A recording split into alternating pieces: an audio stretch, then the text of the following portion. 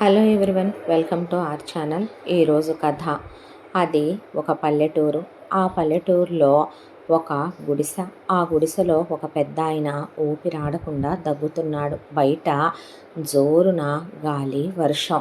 నాన్న, లేవండి నాన్న, లేచి కాసిని మంచినీళ్ళు తాగండి నాన్న అంటే, అమ్మా నాకు ఊపిరాడట్లేదు అనే ఆయన దగ్గు ఆపకుండా దగ్గి పెద్ద పెద్ద బ్లడ్ వామిటింగ్స్ చేసేసుకున్నాడు. నాన్నగారు అనేసరికి, నాకేం కాదు తల్లే, నువ్వు కంగారు పడకంటే నేను మొత్తుకున్నాను, హాస్పిటల్కి వెళదాం నాన్నగారు అని. మీరు విన్నారు కాదో, కనీసం మన ఊళ్ళో మెడికల్ క్యాంపు పెట్టారో, అక్కడికైనా వెళ్ళి చూయించుకుందాం రండి నాన్నగారు అంటే, నా మాట విన్నారా మీరు? ఈరోజు వరకు దగ్గే, చూడండి ఇప్పుడు పెద్ద పెద్ద రక్తపు వాంతులు అవుతున్నాయి నాన్న నాన్న అనేసరికి ఆయన మనిషి కుప్పకూలిపోయాడు మంచంలో. భయం వేసిన ఆ అమ్మాయి పరుగులు పెట్టుకుంటూ డాక్టర్ని తీసుకొద్దామని అలా వెళుతూ ఉండగా ఆ అమ్మాయి సడన్గా వెళ్ళి ఒక అతని భుజానికి గుద్దుకుంది. తన తల వెళ్ళి అతని ఛాతీకి గుద్దుకునేసరికి సడన్గా ఆ వర్షంలో మెరుపుల వెలుగులో ఆమె ముఖం అతని ముఖం ఆమె చూసి, ఎవరు మీరు, ఏమైంది అంటే, మీరు డాక్టరా అని అడిగితే, అవును అనేసరికి, మీకు దండం పెడతానండి, మీకు ఎంతైనా రుణపడి ఉంటాను. మా నాన్నగారికి 4-5 రోజులుగా ఆరోగ్యం అసలేమీ బాగలేదు. 2 రోజులుగా విపరీతంగా దగ్గుతూనే ఉన్నారు. ఇప్పుడు కాసేపటి క్రితం పెద్ద పెద్ద రక్తపు వాంతులయ్యి మనిషి కుప్పకూలిపోయారు. మీరు కాస్త వచ్చి వాడిని చూసి వెళ్ళరు అని ఆ అమ్మాయి బ్రతిమిలాడి అడిగేసరికి అతనికి జాలనిపించి బాధ అనిపించింది. దాంతో రండి అని ఆ అమ్మాయిని కారులో ఎక్కించుకొని వచ్చేసరికి అతను అపస్మారక స్థితిలోకి వెళ్ళిపోయాడు. అతన్ని చెక్ చేసి బ్లడ్ శాంపిల్స్ కొన్ని తీసుకున్న తర్వాత, ఏమైనా ప్రమాదకరమైన పరిస్థితి అని అడిగితే, నేను టెస్టులు చేసి కానీ ఏ విషయం చెప్పలేను, వీరికి ఎంతకాలంగా ఇలా ఉంటుంది అని అడిగితే, ఒక నెల రోజులుగా ఒంట్లో సుస్థిగా ఉందండి, వారం రోజులుగా మరీ ఎక్కువగా ఉందా, ఈ 4-5 రోజులుగా అసలేమీ బాగలేదు, మరి హాస్పిటల్లో ఎందుకు చూపించలేదో, నాకు అవన్నీ ఎలా ఏంటి అని తెలియదు, రెండని నాన్నగారిని వెళదామని అడిగాను, వారే ఇదిగో వెళదాం అదిగో వెళదామని నాన్నగారు అలా అలసత్వం వహించారు అని చెప్తే, ఆ అమ్మాయి వైపు అలా చూశాడు ఆ అబ్బాయి. చూసేసరికి, డాక్టర్ అంటే చెప్పండి అన్న తర్వాత, ఇప్పుడు ఏం చేయమంటారు, మీరేమీ చేయొద్దు, ప్రస్తుతానికి నేను ఇంజెక్షన్స్ ఇచ్చాను, రేపు ఒకసారి మెడికల్ క్యాంప్ దగ్గరికి మీరు రండి, వారు అవసరం లేదు అని సెలైన్ పెట్టాను, ఇలా సెలైన్ తీసేయండి చాలు అన్నాక, అలాగేనండి అన్న తర్వాత అతను వెళ్ళిపోయాడు. తెల్లారే అక్కడికి వెళ్ళింది ఈ అమ్మాయి. వెళ్ళిన తర్వాత, టెస్ట్ రిపోర్ట్స్ వచ్చాయా నిన్న నేను ఇచ్చినాయని అంటే, వచ్చాయి అని తీసుకొచ్చిస్తే చూస్తే, ఆయనకి చాలా ప్రమాదకరమైన పరిస్థితుల్లో ఉన్నాడు ఆయన. ఆ విషయం ఆ అమ్మాయికి ఎలా చెప్పాలి అని ఆలోచిస్తూ ఉండగా, డాక్టర్ అని ఆ అమ్మాయి వస్తే, రండి అన్న తర్వాత, మీ నాన్నగారి పరిస్థితి ఏమీ బాగాలేదండి, వారిని వెంటనే పెద్ద హాస్పిటల్కి తీసుకెళ్ళాలి అనేసరికి, ఏమైందండి, ఏదైనా ప్రమాదమా, ప్రమాదమే, ప్రాణాంతకమైన జబ్బు ఉంది మీ నాన్నగారికి, వెంటనే తీసుకెళ్తే ట్రీట్మెంట్ చేస్తే బ్రతుకుతారు, ట్రీట్మెంట్కి ఒక 6 నెలల వరకు సమయం పడుతుంది, మీరు ఇంకా అసలు ఆలస్యం చేయొద్దు, వెంటనే ఇక్కడ నుండి వారిని తీసుకొని ఇమీడియట్గా మీరు సిటీలో నాకు తెలిసిన హాస్పిటల్ ఉంది, అక్కడికి నేను లెటర్ రాసిస్తాను, తీసుకెళ్ళి వెంటనే వారిని అడ్మిట్ చేయండి అని చెప్తే, ఎంతవరకు డబ్బులు ఖర్చు అవ్వచ్చండి అంటే, లక్షల్లోనే అవుతాయండి అనేసరికి, లక్షల్లో అవుతాయా అనేసరికి, ఎనీ ప్రాబ్లం అంటే, ఏమీ లేదండి, ఇప్పుడు నా దగ్గర అంత డబ్బు లేదు, ఎలా ఏంటి అని ఆలోచిస్తున్నాను అనేసరికి, ఆ అమ్మాయి వైపు అతను అలా చూశాడు. అలా చూసేసరికి, అమ్మాయి గారు మీరా, ఎక్కడికి వచ్చారేంటమ్మా, నాన్నగారికి బాలేదా అమ్మా అని వాళ్ళు వీళ్ళు పలకరించి వెడుతుంటే, ఆ అమ్మాయి వైపు అలా చూస్తుంటే, ఏంటి ఆలోచిస్తున్నారు అనేసరికి ఏమీ లేదండి అని ఆ అమ్మాయి నిలబడితే, అసలేంటో ప్రాబ్లం చెప్పండి, నాకు పర్లేదు, పేషెంట్ క్రిటికల్ కండిషన్లో ఉంటే మీరు ఆలోచిస్తే ఎలాగా అన్నాడు అతను. అనేసరికి అది కాదు డాక్టర్, నా దగ్గర ఇప్పుడు ప్రస్తుతానికి అంత డబ్బులు లేవు, మేం పేదవాళ్ళం, అడుక్కు తినేవాళ్ళం కాదండి. ఈ ఊర్లో మీరు వచ్చేటప్పుడు స్టార్టింగ్లో 10 ఎకరాల్లో ఒకటే పెద్ద బంగ్లా ఉంది చూసారా, ఆ బంగ్లా మాదేనండి. ఇక్కడి నుంచి ఈ ఊర్లో సగం పొలాలు, స్థలాలు, సిటీలో పెద్ద పెద్ద స్టార్ హోటల్స్, మాకు చాలా ఆస్తిపాస్తులు ఉన్నాయండి. ఆ అమ్మాయి వైపు పిచ్చిదాన్ని చూసినట్టు చూశారు మిగతా డాక్టర్స్ కూడా. మాకు దేనికి కొదవలేదు. మా నాన్నగారి పేరు రాఘవ వర్మ, మా అమ్మగారి పేరు అంబాదేవి గారు. మా అమ్మగారు నేను పుట్టిన తరువాత కొంతకాలానికి సుస్థి వల్ల కాలం చేశారు. మా నాన్నగారిని నెల రోజుల క్రితం మా అన్నయ్యలంటే మా నాన్నగారికి ఎంతో అపేక్ష, ఎంతో ప్రేమ. మా అన్నయ్యల్ని పంచ ప్రాణాలన్నట్టు పట్టుపరుపుల మీద పెట్టి కాలు కింద పెట్టనివ్వకుండా పెంచారు. మా అన్నయ్యలకి మా వదిననిచ్చి పెళ్ళిళ్ళు కూడా చేశారు. మా అన్నయ్యలు మా నాన్నగారిని మోసం చేసి నలుగురు అన్నయ్యలు కలిసి ఆస్తంతా దొంగతనంగా మా నాన్నగారితో సంతకాలు పెట్టించుకొని మోసం చేసి నన్ను, నాన్నగారిని బయటికి గెంటేశారు. మీరు వచ్చి చూసిన గుడిసె కూడా మాది కాదు, అది ఎవడిదో. మేము అక్కడికి వచ్చి తలదాచుకుంటున్నాం. నా దగ్గర వాళ్ళు గెంటేసేటప్పుడు నా పర్సులో ఉన్న పాకెట్ మనీ డబ్బులు ఒక 20,000 ఉన్నాయి తప్ప అంతకు మించి నా దగ్గర ఏమీ లేవండి అని నాన్నగారిని ఎలా బ్రతికించుకోవాలో అర్థం కాక యోచిస్తున్నాను అనేసరికి అతని వైపు స్నేహితులు, ఈ అమ్మాయి మాట ఏంటి చాలా తేడాగా ఉంది విశ్వ అనేపాటికి రాచరికపు వంశపు వాసనలు అన్న తర్వాత ఇప్పుడు నాన్నగారిని ఎలా బ్రతికించుకోవాలా అని ఆలోచిస్తున్నాననేసరికి, ఓ సో ఇన్నోసెంట్గా ఉంది అమ్మాయి అన్నారు అక్కడున్న లేడీ డాక్టర్ అమ్మాయిలు. దాంతో మీరు చదువుకున్నారా?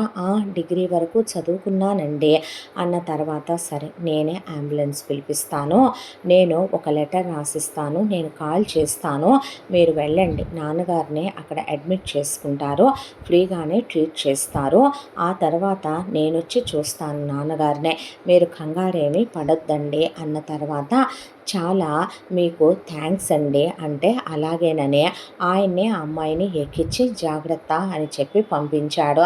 పంపించిన తర్వాత ఆ అమ్మాయి హాస్పిటల్ దగ్గరికి వస్తే అక్కడ రాఘవవర్మని వెళ్ళగానే అడ్మిట్ చేసుకున్నారు. అడ్మిట్ చేసేసుకుని, అది డాక్టర్ గారి పేరు మర్చిపోయానండి, విశ్వదేవ్ వర్మ డాక్టర్ గారి పేరు అని పక్కనే ఉన్న నర్స్ చెప్తే, అదే ఏ డాక్టర్ గారైనా అని అక్కడ ఫోటో పెట్టుంటే, అవును అన్న తర్వాత, సార్ వస్తున్నారండి మీరు ఆగండి అన్న తర్వాత, రాఘవవర్మని వేరే ఒక డాక్టర్ వచ్చి చెక్ చేసి మీ నాన్నగారిని అబ్జర్వేషన్లో ఉంచాలండి, ఐసీయూలో ఉంచాలి, ఆయన్ని ప్రస్తుతానికి ఇక్కడే పెట్టి ట్రీట్మెంట్ చేయాలండి, మీకు కూడా రూమ్ ఉంటుంది, రూమ్లో ఉండండి అని చెప్పిన తర్వాత, అలాగేనండి అన్న తర్వాత అడ్మిట్ చేసుకుని రాఘవవర్మకి వాళ్ళే ట్రీట్మెంట్ ఇవ్వటం మొదలుపెట్టారు. డాక్టర్స్ అందరూ వచ్చి చూసి వెళుతున్నారు. ఎలా ఉంది మా నాన్నగారికి అంటే, చూస్తున్నామండి ఇంకొక 1 వీక్లో టెస్ట్లన్నీ వచ్చేస్తాయి, మెడికేషన్ కూడా ఆల్రెడీ స్టార్ట్ చేసేసాం అని చెప్పారు. అలా 10 రోజులు అయిపోయింది. డాక్టర్ విశ్వ వస్తారు, వచ్చిన తర్వాత మనం నెక్స్ట్ ఏం చేయాలనేది ప్లాన్ చేసుకుందాం అని చెప్పి డాక్టర్ గారు వెళ్ళిపోయాడు. ఆ తర్వాత నర్సునే నందిని సిస్టర్ అంటే, చెప్పండి మేడం అంటే, డాక్టర్ గారు రావాలంటున్నారేంటి అంటే, ఆ డాక్టర్ గారు కూడా ఇక్కడే పనిచేస్తారా అని అడిగితే, లేదు మేడం, ఈ హాస్పిటల్ విశ్వదేవ్ వర్మ గారిదే, ఈ హాస్పిటల్ వాడి అమ్మగారి పేరు మీదే ఉంది, ఇదే అని చెప్తే, అవునా! అంటే ఇప్పుడు మీ నాన్నగారిని ట్రీట్ చేస్తున్న డాక్టర్ గారే ఇక్కడ వర్క్ చేస్తున్నారండి. సారు ఈరోజు వస్తారు. అందుకే వారొచ్చిన తర్వాత మీ నాన్నగారిని ఇంకా నెక్స్ట్ ఫర్దర్‌గా ఏం ట్రీట్మెంట్ చేయాలి అనేది వీళ్ళందరూ కలిసి డిస్కస్ చేసి మీకు చెప్తారని చెప్పింది సిస్టరు. అలాగే అన్న తర్వాత రానే వచ్చాడు విశ్వ. ఎలా ఉన్నారు అని అడిగితే, బాగున్నానండి అన్న తర్వాత, నాన్న అన్న తర్వాత, నాన్నగారిని ఐసీయూ నుంచి రూమ్‌కి షిఫ్ట్ చేశారండి నిన్నే అని చెప్పిన తర్వాత, రాఘవ వర్మ దగ్గరికెళ్ళి టెస్ట్ చేసిన విశ్వ, టెస్ట్‌లన్నీ వచ్చాయిగా అంటే, వచ్చాయి విశ్వ, ఇది సిచ్యువేషను అన్న తర్వాత, నందిని ఒకసారి అన్న తర్వాత రూమ్‌లోకొచ్చి కూర్చుంది. కూర్చున్న తర్వాత ఆ అమ్మాయి వైపే చూస్తూ, మీ నాన్నగారిదే నిజం చెప్పాలంటే చాలా రేరెస్ట్ క్రిటికల్ కేసు. న్యాయ ప్రకారం అయితే గనక అబ్రాడ్ దాకా తీసుకెళ్లాల్సినంత పెద్ద కేసు. కాకపోతే అబ్రాడ్ నుంచి కొందరు డాక్టర్స్ ఇక్కడికి కాన్ఫరెన్స్ కోసమని వస్తున్నారు. వాళ్ళని నేను రిక్వెస్ట్ చేసి ఇక్కడికి పిలిపించి నాన్నగారిని ట్రీట్ చేస్తాను. ఒక 6 మంత్స్ హాస్పిటల్లోనే ఉండాలి. ఉంటే ఆయనకి క్యూర్ అవుతుంది. ఆ తర్వాత ఇంకా మెడికేషన్లో ఒక 2 ఇయర్స్ ఉంచితే ఆ తర్వాత ఆయన నార్మల్ మనిషి అవుతాడు అని చెప్తే, చాలా థ్యాంక్స్ అండి అని ఆ అమ్మాయి కన్నీళ్లు పెట్టుకుంటే, హే డోంట్ వర్రీ, ఎందుకు ఏడుస్తున్నావు, ఏమీ కాదు. ఒక విషయం చెప్పమంటావా, ఇవాళ చాలా అధునాతనమైన పద్ధతుల్లో వైద్య రంగం అభివృద్ధి చెందిందే. ఇది పెద్ద జబ్బు అనుకుంటే దీనికన్నా పెద్ద జబ్బులు చాలా ఉన్నాయి, కంగారు పడొద్దని ధైర్యం చెప్పి పంపించిన తర్వాత డాక్టర్స్ వచ్చారు, రాఘవర్మని చూశారు. ఇలా ఇంకొక నెల రోజులు చాలా ఖరీదైన మందులు, ట్రీట్మెంట్లు ఇస్తూనే ఉన్నాడు విశ్వ. ఆ తర్వాత రాఘవర్మ లేచాడు, కోలుకున్నాడు, కాస్త తింటున్నాడు, అటు ఇటు అడుగులు వేస్తున్నాడు. సార్ ఇప్పుడు మీకు ఎలా ఉంది అంటే, బాగుంది డాక్టర్ గారు అన్న తర్వాత, తగ్గిపోతుందండి, ఇంకొక 4-5 మంత్స్ మీరు ఇలాగే చక్కగా ట్యాబ్లెట్స్ వేసుకుని మీరు ఇలాగే సపోర్ట్ చేశారనుకోండి, మాకు చక్కగా హెల్తీగా ఉంటారు మీరు. ఆ తర్వాత 2 ఇయర్ మెడికేషన్ తీసుకుంటే యూఆర్ కంప్లీట్లీ ఆల్ రైట్ అని చెప్పాడు విశ్వ. ఆ తర్వాత చాలా సంతోషం అన్నాక ఒకటే ఒకటే ఒకటే ఆలోచించుకోవటం మొదలుపెట్టాడు రాఘవ వర్మ. ఇలా ఇంకొక నెల రోజులు గడిచిపోయింది. ఒక రోజున ఎవరి దారిన వాళ్ళు హాస్పిటల్ అన్నాక నైట్లు ఇళ్ళకెళ్ళిపోతారు డాక్టర్లు. సిస్టర్స్ కూడా పాపం కూర్చుని వాళ్ళు మిగతా కేసుల గురించి ఏవో రిపోర్ట్లు రాసుకుంటున్నారు. నందిని అలా పడుకుంటే అలసిపోయిందో ఏమో నిద్ర పట్టేసింది. రాఘవర్మ మెల్లగా లేచాడు. వాళ్ళ హాస్పిటల్ బిల్డింగ్ పైకి ఎక్కాడు. ఆ హాస్పిటల్ బిల్డింగు ఎన్నో అంతస్తులున్న బిల్డింగ్ అదే. ఆ పైన నుంచి దూకేశాడు ఆయన కిందకే. దూకేసేసరికి అక్కడ జనాలు పోగయ్యే లోపలికి పరిగెత్తుకుంటూ వచ్చేసరికి, అమ్మ మీ నాన్నగారేనంట దూకేసినట్టున్నారు పైనుంచి అనేసరికి, అలా వెళ్ళిన నందిని వాళ్ళ నాన్న వైపు చూస్తే మెడ విరిగిపోయి, చేతులు కాళ్ళు విరిగిపోయి, తల నుండి రక్తం కారిపోతూ ప్రాణాలు వదిలేశాడు ఆయన. పరిగెత్తుకుంటూ డ్యూటీ డాక్టర్సు సిస్టర్సు వచ్చి నాడి పట్టుకొని చూస్తే అప్పటికే ప్రాణం పోయిందే.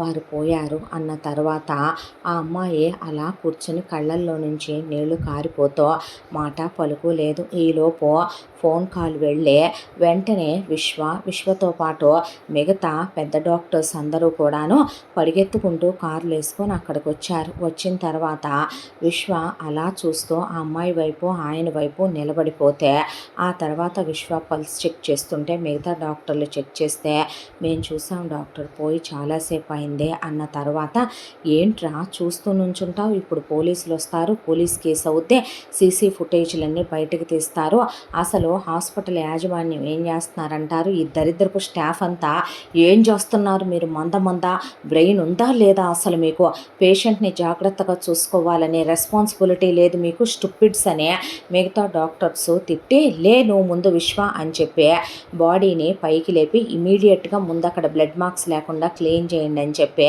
బాడీని లోపలికి తీసుకెళ్ళి మొత్తం క్లీన్ చేసేసి ర్యాప్ చేసేయండి బాడీని మొత్తం అన్న తర్వాత, నందినిని లోపలికి తీసుకొచ్చి సిస్టర్స్ కూర్చోబెట్టారు. అలా కళ్ళల్లోంచి నీళ్లు కారిపోతుంటే విశ్వ ఆ అమ్మాయి వైపు చూస్తూ నిలబడిపోయాడు. ఈలోపు పోలీసులు రానే వచ్చారు. వచ్చేసరికి ఇక్కడ ఒక ఆయన సూసైడ్ చేసుకున్నాడని మాకు ఇన్ఫర్మేషన్ వచ్చింది అనే లోపే వాళ్ళు ఆల్రెడీ సీసీ ఫుటేజులు డిలీట్ చేసేయటం కూడా అయిపోయింది. అయిపోతే అలాంటిదేమీ జరగలేదే, మీకెవరో రాంగ్ ఇన్ఫర్మేషన్ ఇచ్చారని మిగతా డాక్టర్స్ అంటే పేషెంట్ తాలూకా వాళ్ళతో మేము మాట్లాడాలి అనే నందిని దగ్గరికి వచ్చి, ఏమ్మా మీ నాన్నగారిని వీళ్ళు సరిగ్గా ట్రీట్ చేయలేదా అని అంటే, అలాంటిదేమీ లేదండి, వారు పైనుంచి దూకి సూసైడ్ చేసుకున్నారా, లేదండి ఆయనకి దీర్ఘకాలిక వ్యాధి ఉంది, నేను ఇక్కడికి తీసుకొచ్చేటప్పుడే వారు ఆ వ్యాధితోనే కాలం చేశారు, ఆయనదే దుర్మరణం కాదో, ఆయనది మామూలుగా అందరికీ సంభవించేటటువంటి మరణమే అనేసింది నందిని. అన్న పోలీసులు ఇక ఆ ఇన్వెస్టిగేషన్లు సీసీ కెమెరాలు అంటూ ఉంటే, సార్ ఎవరో ఏదో చెప్తారు, అది పట్టుకొని మీరు మా బుర్ర తినకుండా ఉండరు కదా, లోపలికి రండి అని ఒక చెక్కు రాసి చేతిలో పెట్టి పోలీసుల్ని పంపించేసిన తర్వాత నందిని దగ్గరికి వెళ్ళి, విశ్వ ఇప్పుడేం ఆలోచిస్తున్నావు అన్న తర్వాత, ఏమీ తెలియట్లేదండి అనేసేపాటికే ఈలోపు లోపల మీ నాన్నగారు రాసిన లెటర్స్ దొరికాయి అని సిస్టర్ తీసుకొచ్చి ఇచ్చింది. ఆ లెటర్స్ ఓపెన్ చేసి నందిని చదవటం మొదలుపెట్టింది. అమ్మ నందిని, నేను కొడుకుల మీద విపరీతమైన ప్రేమ పెంచేసుకున్న పిచ్చి తండ్రిని, అసమర్థుణ్ణి, చేతకాని వాణ్ణి. అమ్మ నీకొక విషయం తెలుసా, మీ అన్నయ్యల కాలు కింద పెడితే కాలు కందిపోద్దేమో అని నా గుండెల మీద నడిపించి పెంచి పెద్ద చేసుకున్నాను. అలాంటి నా కొడుకులు నన్ను మోసం చేసి నాకే ద్రోహం చేసి ఆస్తంతా వాళ్ళు రాయించుకొని నన్ను గెంటేసిన క్షణాలు నేను మర్చిపోలేకపోతున్నాను. దిగులుతో నాకు నిద్ర పట్టట్లేదు, బ్రతకాలనిపించట్లేదు. మీ అన్నయ్యలు లేకుండా నేను ఉండలేకపోతున్నానమ్మా. నాకు నా కొడుకులు కావాలి, నా కోడళ్ళు కావాలి, నా మనవళ్ళతో ఆడుకోవాలి, వాళ్ళు రానివ్వరు. అందుకే మీ అమ్మ దగ్గరికి వెళ్ళిపోతున్నాను. ఈ నీచుడైన నాన్న నిన్ను అనాథం చేసి వెళుతున్నందుకు క్షమించు. మనకి రాజస్థాన్ దగ్గర తెలిసిన వాళ్ళ కుటుంబం ఒకటి ఉంది. వాళ్ళకి ఎప్పుడో మన తాతగారు ఉన్నప్పుడు కొంత సాయం చేసి ఉన్నాం మనం. నువ్వు వెళ్తే అంత ఆశ్రయం కల్పించకపోరు. ఇంకొక లెటరు వారికి కూడా రాశాను నేను. నువ్వు వెళ్ళి అక్కడ తలదాచుకోమ్మా, కష్టపడి బ్రతుకు. మీ నాన్న కష్టాన్ని నీకు ఇచ్చి వెళుతున్నందుకు క్షమించు. నీకు నా కడసారి ఆశీస్సులు అని రాసి ఉంది. ఆ తర్వాత ఇక నందిని ఆ ఉత్తరాలు పట్టుకొని కూర్చుంటే ఆ ఉత్తరాలు తీసుకొని చదివాడు విశ్వ. ఆ తర్వాత, ఇప్పుడు ఏం చేయాలనుకుంటున్నావు, ముందు శ్మశానం ఎక్కడుందండి అని అడిగేసరికి కళ్ళల్లో నీళ్లు తిరిగినాయి.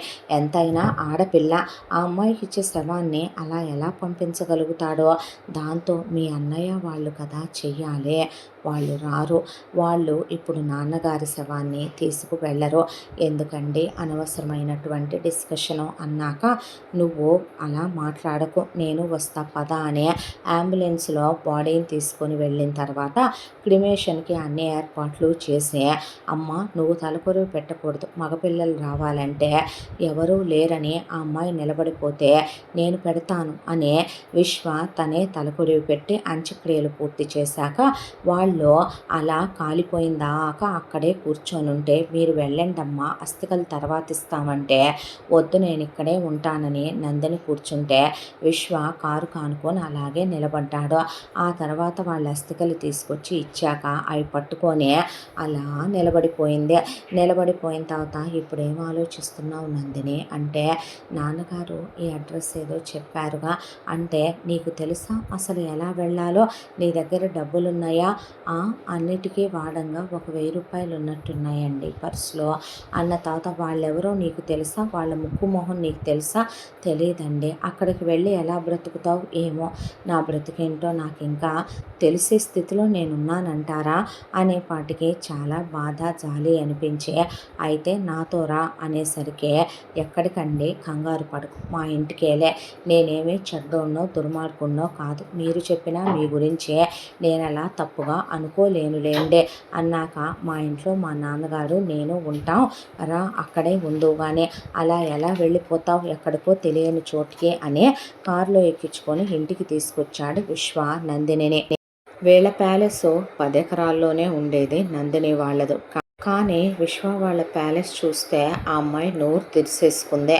బయట నుండి సెక్యూరిటీ వాళ్ళు అసలు అంతా ఇల్లు అలా లోపలికి కారు వెళ్తే బయట వరుసగా పెట్టున్న కారులో చాలా పెద్ద ల్యాండ్ ఇది, ఇల్లేగా అంటే అవును అన్న తర్వాత మా ఇల్లు కన్నా పెద్దది మీ ఇల్లు అన్న తర్వాత అవును 25 ఎకర్స్ ఇదే అనేసరికి ఓ మాది 10 ఎకర్స్లో ఉంది అన్న తర్వాత తెలిసి చూశాను అన్నీ ఆ తర్వాత అమ్మాయిని రా లోపలికి అనే లోపలికి తీసుకువెళ్ళిన తర్వాత ఆ అమ్మాయిని బట్టలున్నాయా అంటే బ్యాగ్ ఉంది అనేసరికి పనమ్మాయిని రంగమ్మ అంటే బాబుగారు అనుకుంటూ వస్తే తన చేతిలో బ్యాగ్ తీసుకో అన్న తర్వాత నాన్నగారు అస్థికలు అంటే తీసుకొని వాటిని భద్రపరిచి ఉంచు అన్నాక అలాగే బాబుగారు రెండమ్మాయి గారు అనే గెస్ట్ బెడ్రూమ్లోకి తీసుకువెళ్ళిన తర్వాత ఫ్రెష్ అయ్యిరా అన్నాక ఫ్రెష్ అయ్యి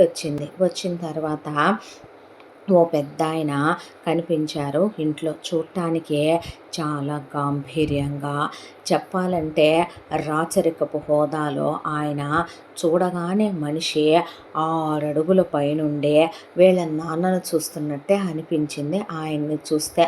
ఆ తర్వాత డాక్టర్ అంటే విశ్వ అంటే విశ్వ ఎవరు వారు అంటే నాన్నగారు అనేసరికి నమస్కారం అండి అంటే నమస్కారం అమ్మ అన్న తర్వాత మా నాన్నగారి పేరు కృష్ణదేవ్ వర్మ అని చెప్పిన తర్వాత మా నాన్నగారి పేరు రాఘవ్ వర్మ అన్నాక తెలుసమ్మా అంటే ఎలా తెలుసు అని అడిగితే నేనే చెప్పానులే నాన్నగారికి అన్నీ జరిగినాయి అన్న తర్వాత అవునా అంటే దేని గురించి ఎక్కువగా ఆలోచించి బాధపడకు, దేన్ని నువ్వు ఎక్కువగా మైండ్లోకి తీసుకుని స్ట్రెయిన్ ఫీల్ అవ్వద్దు, ఎవరిని నమ్మొద్దు అన్నాడు విశ్వ.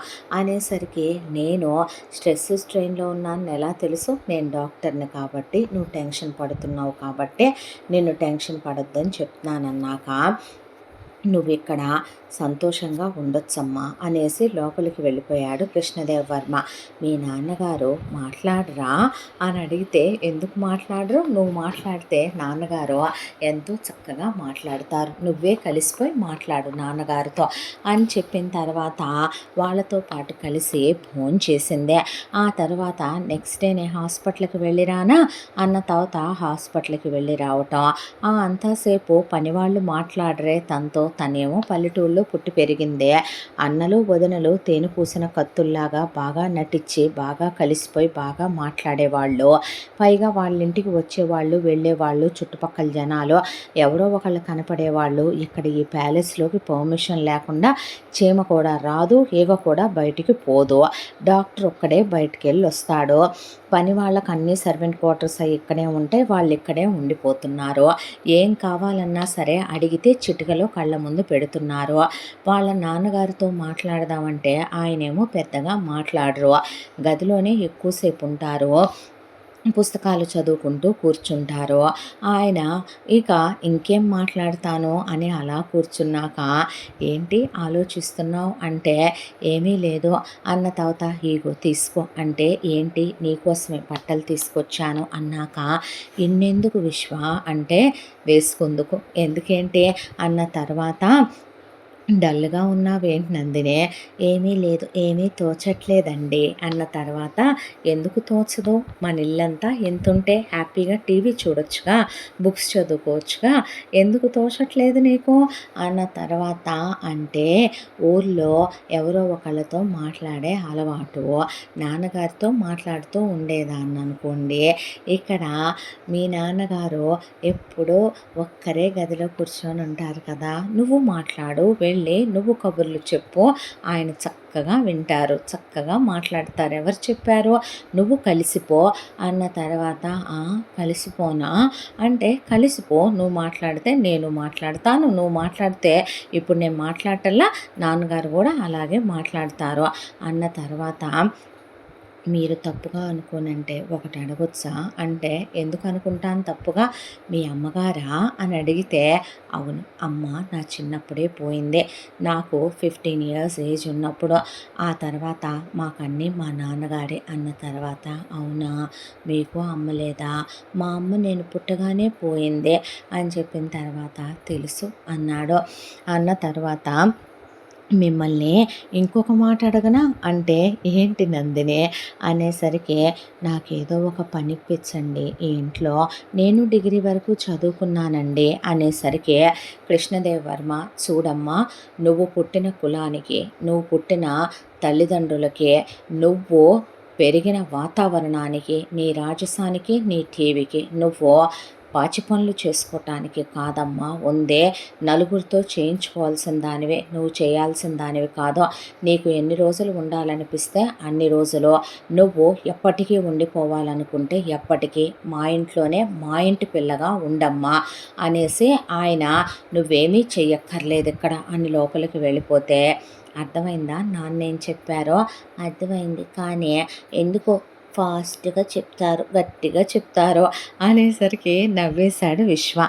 ఆ తర్వాత ఇలా ఒక 2 నెలల కాలం గడిచిపోయాక ఒక రోజున నందిని వాళ్ళ వదినలో కొంతమంది జనాన్ని వెంటేసుకొని ఈ అమ్మాయి ఎక్కడుందా అని ఎంక్వైరీ తీసి వీళ్ళింటి దగ్గరకు వచ్చారు.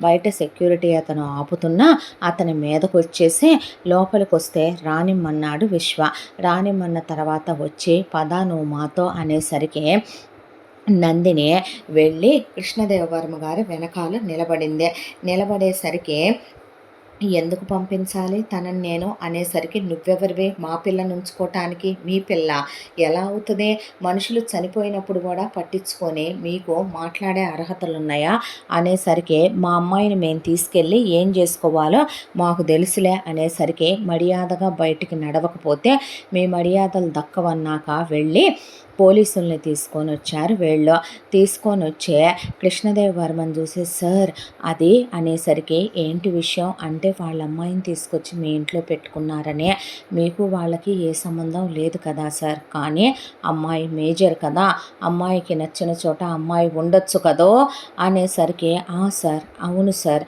అన్నాక మరి మీరెలా వచ్చారు ఈ ప్యాలెస్లోకి అనేసరికి అది కాదండి అంటే వాళ్ళు ఏదో చెప్తుంటే అర్థం కాక బాబే తీసుకొచ్చారని అదంతా మాకు తెలియక మా ఇంట్లో విషయాలన్నీ మీకు రేపటి నుంచి నేను మనుషుల్ని పంపించి పిలిపించి మిమ్మల్ని చెప్పిస్తానులేండి హరికథలాగా అయ్యయ్యో ఐఎమ్ రియల్లీ సారీ సార్ అది కాదండి అందే అనేసరికి ముందు మీరు వేళ్లతో సహా బయటికి నడవండి అన్నాక చూడండమ్మా ఆయన కృష్ణదేవ్ వర్మ గారు పాలిటిక్స్లో కూడా ఉన్న మనిషి ఇప్పుడు ప్రస్తుతం ఆయనే రాజకీయాలు వదిలేసి ఇంట్లో ఉంటున్నారు ఆ గర్భ శ్రీమంతులో మీకున్నది మొత్తం వాళ్ళకున్న దాంట్లో వెంట్రుకతో సమానం ఆయనకి మేమెదురు వెళ్ళటం ఏంటమ్మా ఆయన తలుచుకుంటే ఇప్పటికిప్పుడు మమ్మల్ని ఏ ట్రాన్స్ఫర్లో సస్పెండ్లో చేయిస్తారు మీ గురించి మేము ఇప్పుడు అంత రిస్కులు తీసుకోలేములే కానీ వెళ్ళి పని చూసుకోండి అన్న తర్వాత ఇప్పటికి వెళుతున్నావు నీ అంతు చూస్తామనే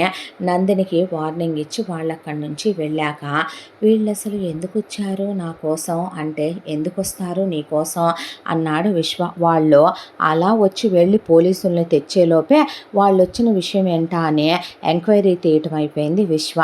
మీ తాతగారు ఆస్తులు మొత్తం కూడా మీ నాన్నగారికి మీరు 5 పిల్లలైతే మీ అందరికీ సమానంగా వచ్చే విధంగా ఆయన వాటా రాశారు.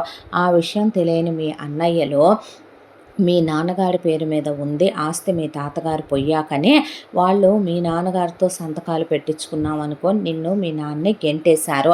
ఇప్పుడు ఆస్తిలో నీకు కూడా కోట్ల రూపాయలు విలువ చేసే వాటా వచ్చిందే. నిన్ను తీసుకెళ్ళి మీ పెద్ద వదిన వాళ్ళ అన్నయ్య అంటే ఇంచుమించు మీ నాన్నగారి వయసున్న వ్యక్తి కదూ ఆయన.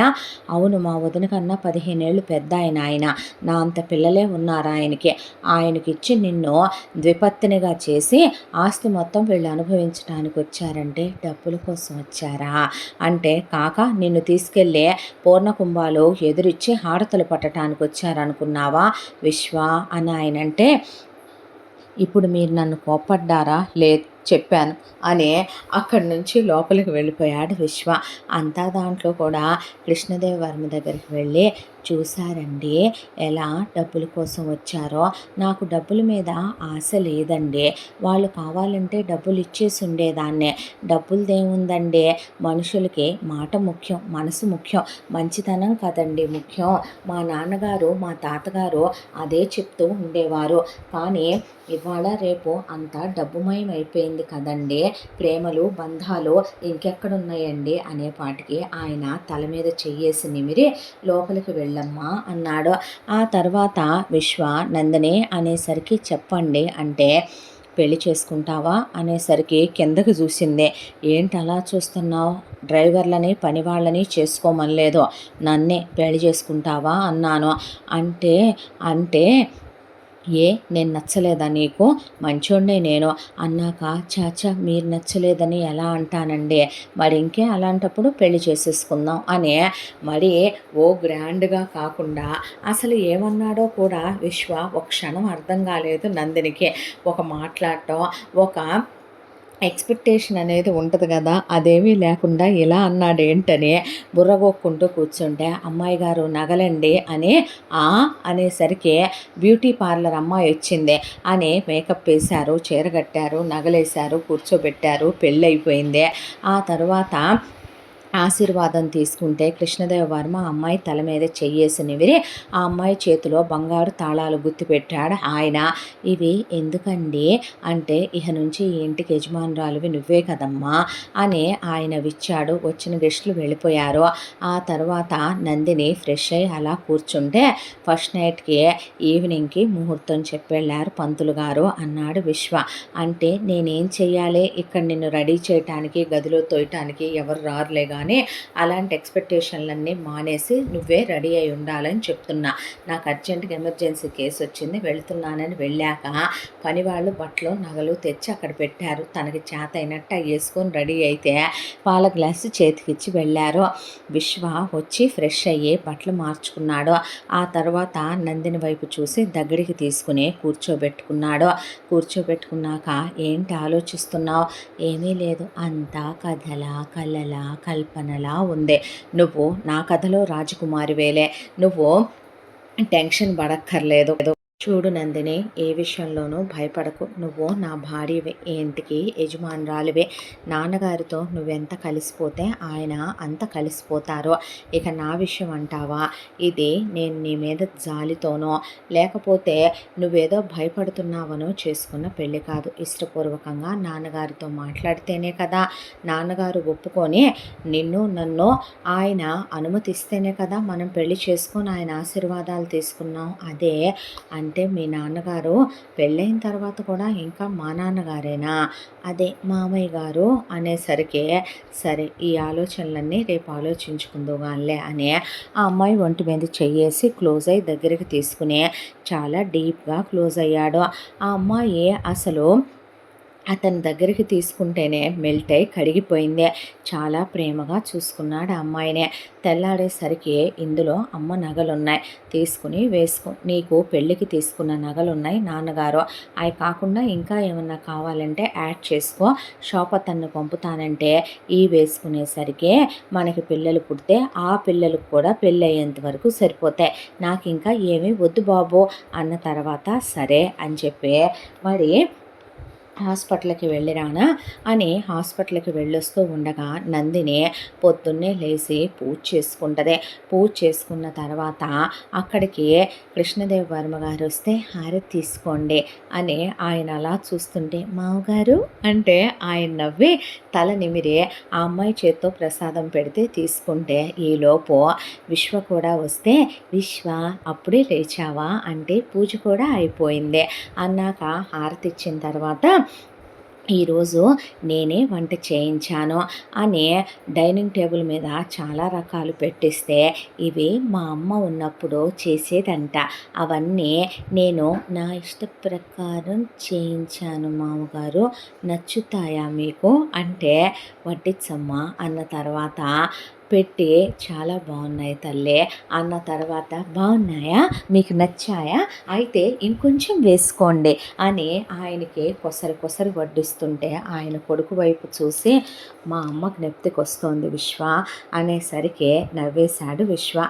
ఆ తర్వాత పద బయటికి వెళదామని నందినిని బయటికి తీసుకెళ్ళి పెద్ద సెలూన్లో నీట్గా హెయిర్ కట్ చేయించి, బాడీ మొత్తం పాలిషింగ్ చేయించి, మేకోవర్ చేయించి, నచ్చావా నీకు నువ్వెలా అంటే అన్న తర్వాత ఆ అమ్మాయి కోసం చాలా స్పెషల్గా ఉండే బట్టలు వార్డ్రోబులే నింపేసి వెళ్ళారు. వచ్చే ఇంకా ఏమైనా కావాలా, అమ్మపోపోయ్ నాకేం వద్దు అన్న తర్వాత చెప్పులు రకరకాలే అన్నీ, ఇంట్లో కూడా నువ్వు మన స్థాయికి హోదాకి తగినట్టుగా ఉండాలిరా అని చెప్తే, అలాగే అనే రోజు ప్రొద్దుటే విశ్వ జాగింగ్కి, కృష్ణదేవవర్మ వాకింగ్కి, వాళ్ళకి ఉన్న అంత పెద్ద ల్యాండ్లో అక్కడే చేసుకుంటూ ఉంటారు వాకింగ్ జాగింగ్.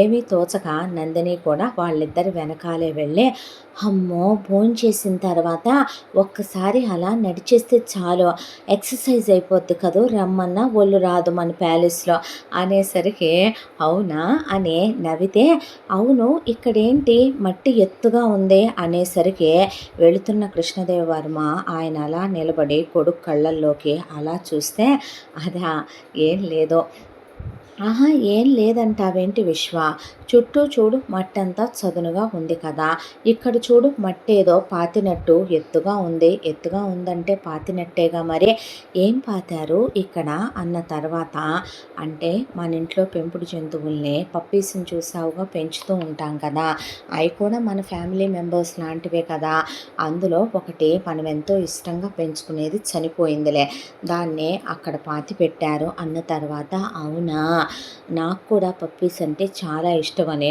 అక్కడున్న చెట్టు పువ్వులు తుంపి అక్కడ పెట్టి, నీ ఆత్మకి శాంతి కలుగుద్దులే కానీ పద లోపలికి అనే లోపలికి తీసుకొచ్చేశాడు విశ్వ.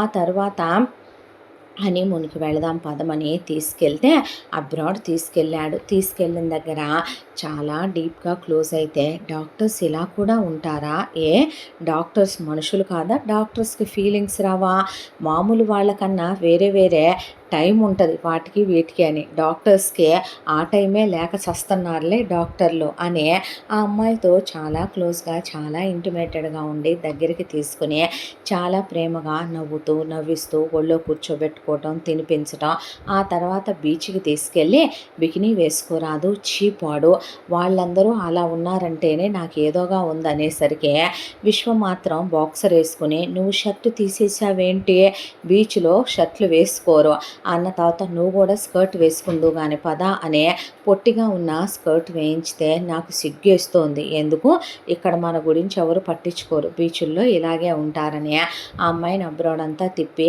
అవి ఇవి అని కొనిపెట్టే, ఆ తర్వాత ఆ అమ్మాయిని అస్సలు వారం రోజులు వదలలేదు.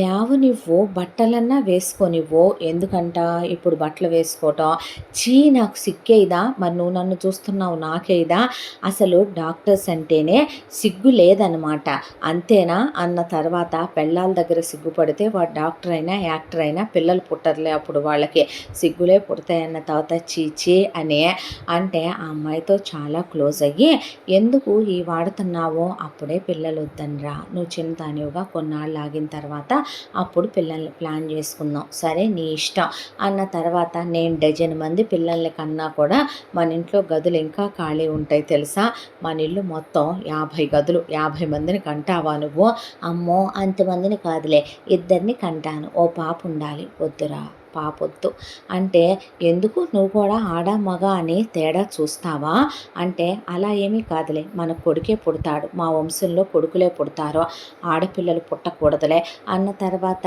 అది కూడా నువ్వే చెప్పేస్తావా, నేను డాక్టర్ని కదవే అంటే, డాక్టర్లకు ఆడపిల్లల్ని మగపిల్లల్ని పుట్టించడం కూడా వచ్చా, పుట్టిస్తారులే డాక్టర్లు అన్న తర్వాత, సరే అనేసి తిరిగొచ్చిన తర్వాత విశ్వ హాస్పిటల్‌కి వెళ్ళిన తర్వాత వెళ్ళి మామగారి దగ్గరికి, మామగారు అంటే చెప్పమ్మా అన్న తర్వాత ఏం చదువుతున్నారు అంటే ఆయన బుక్ చేతిలో పెడితే ఇంగ్లీష్‌లో ఉంది. నాకు ఇంగ్లీష్ రాదుగా, నేను తెలుగు మీడియం డిగ్రీ చదువుకున్నాను అన్న తర్వాత ఎందుకనమ్మా అంటే నాన్నగారు అంటే మా నాన్నగారికి ఆడపిల్లలు పద్ధతిగా పరువు ప్రతిష్టలతో పెరగాలన్నమాట. వేరే ఊరికి పంపించకూడదు అనే దాంతో మన తాత ముత్తాతలు కట్టించిన కాలేజ్ అది. ఆ కాలేజ్కి పంపించారు నన్ను. అక్కడే చదువుకున్నాను నేను, తెలుగు మీడియమే అని చెప్పిన తర్వాత అవునా అని నాకు సంగీతం నాట్యం కూడా వచ్చు మావగారు. ఆహా అన్న తర్వాత పాట పాడేదా అంటే పాడమ్మా అన్న తర్వాత వీణ ఉంది వాయించొచ్చా అంటే వాయించు. ఎవరిదా వీణ? మీ అత్తయ్య గారిదమ్మా. ఓ అవునా అని చక్కగా వీణ వాయిస్తుంటే ఆయనదంతా వీడియో కాల్ చేసి కొడుకు చూపిస్తుంటే అలా చూస్తూ కూర్చున్నాడు విశ్వ. మా అమ్మ మీ అమ్మ ఇలాగే వాయించేవాళ్ళురా అని వీణ వాయించి పాట చక్కగా పాడింది. ఆ స్వరంలో కోయిలమ్మలు ఉన్నాయి చూసావా అన్నాడు ఆయన. అన్న తర్వాత బావుందా పాట అంటే చాలా బావుందమ్మా అన్న తర్వాత మామగారు మీరు ఇంగ్లీష్ బుక్స్ చదువుతున్నారు కదా, మీరు చదువుకున్నారా అంటే నేను లండన్కి వెళ్ళి చదువుకున్నానమ్మా. ఓ దొరల కాలేజీలో చదువుకున్నారా, మీరు కూడా దొరల బట్టలు వేసుకునేవారా అంటే మా నాన్నగారు కూడా చదువుకున్నారంట, కాకపోతే లండన్కి వెళ్ళలేదులేండి, సిటీకి వెళ్ళి చదువుకున్నారు మా నాన్నగారు అన్న తర్వాత అవునా అమ్మా అన్న తర్వాత అవునమ్మా మరి అక్కడ ఫోటోలు ఉన్నాయా మీ దిగినవి? ఆ ఆల్బంలో ఉన్నాయి. విశ్వ చూశాడా ఇవి? వాడికి తెలుసమ్మా అంటే భలే బాగున్నారు మీరు, చాలా గాంభీర్యంగా ఉంటారు మీరు అని ఆయనతో తెగ కబుర్లు చెప్తూ కూర్చుని బాగా దగ్గరైపోయింది ఆయనకి. ఆ అమ్మాయి లేకపోతే ఆయనకు అసలు ఏమీ తోచనంత అలవాటైపోయిందే. ఇంత దాంట్లో పని వాళ్ళతో అదని ఇదని చెప్పి చేయిస్తూ ఇంట్లో గలగలలాడుతూ తిరుగుతూ ఉంటుంది. అంతా దాంట్లో ఒక రోజున వాళ్ళ ఇంట్లో ఉన్న గజ్జెలు కట్టుకొని నాట్యం చేస్తే చూసిన విశ్వ మైమరిచిపోయాడు. అంత బాగా డాన్స్ చేస్తారా అన్నంత బాగా చేసేసరికి ఆయన మామగారు చూసి నువ్వు నిజంగా దేవతవి తల్లి అనేశాడు ఆయన. ఆ తర్వాత పెళ్ళాంతో ముద్దో మురిపాల్లో అలా మునిగిపోయాడు విశ్వ. ఈలోపు కాస్త ఆరోగ్యం పాడైంది కృష్ణదేవ్ గారిదే.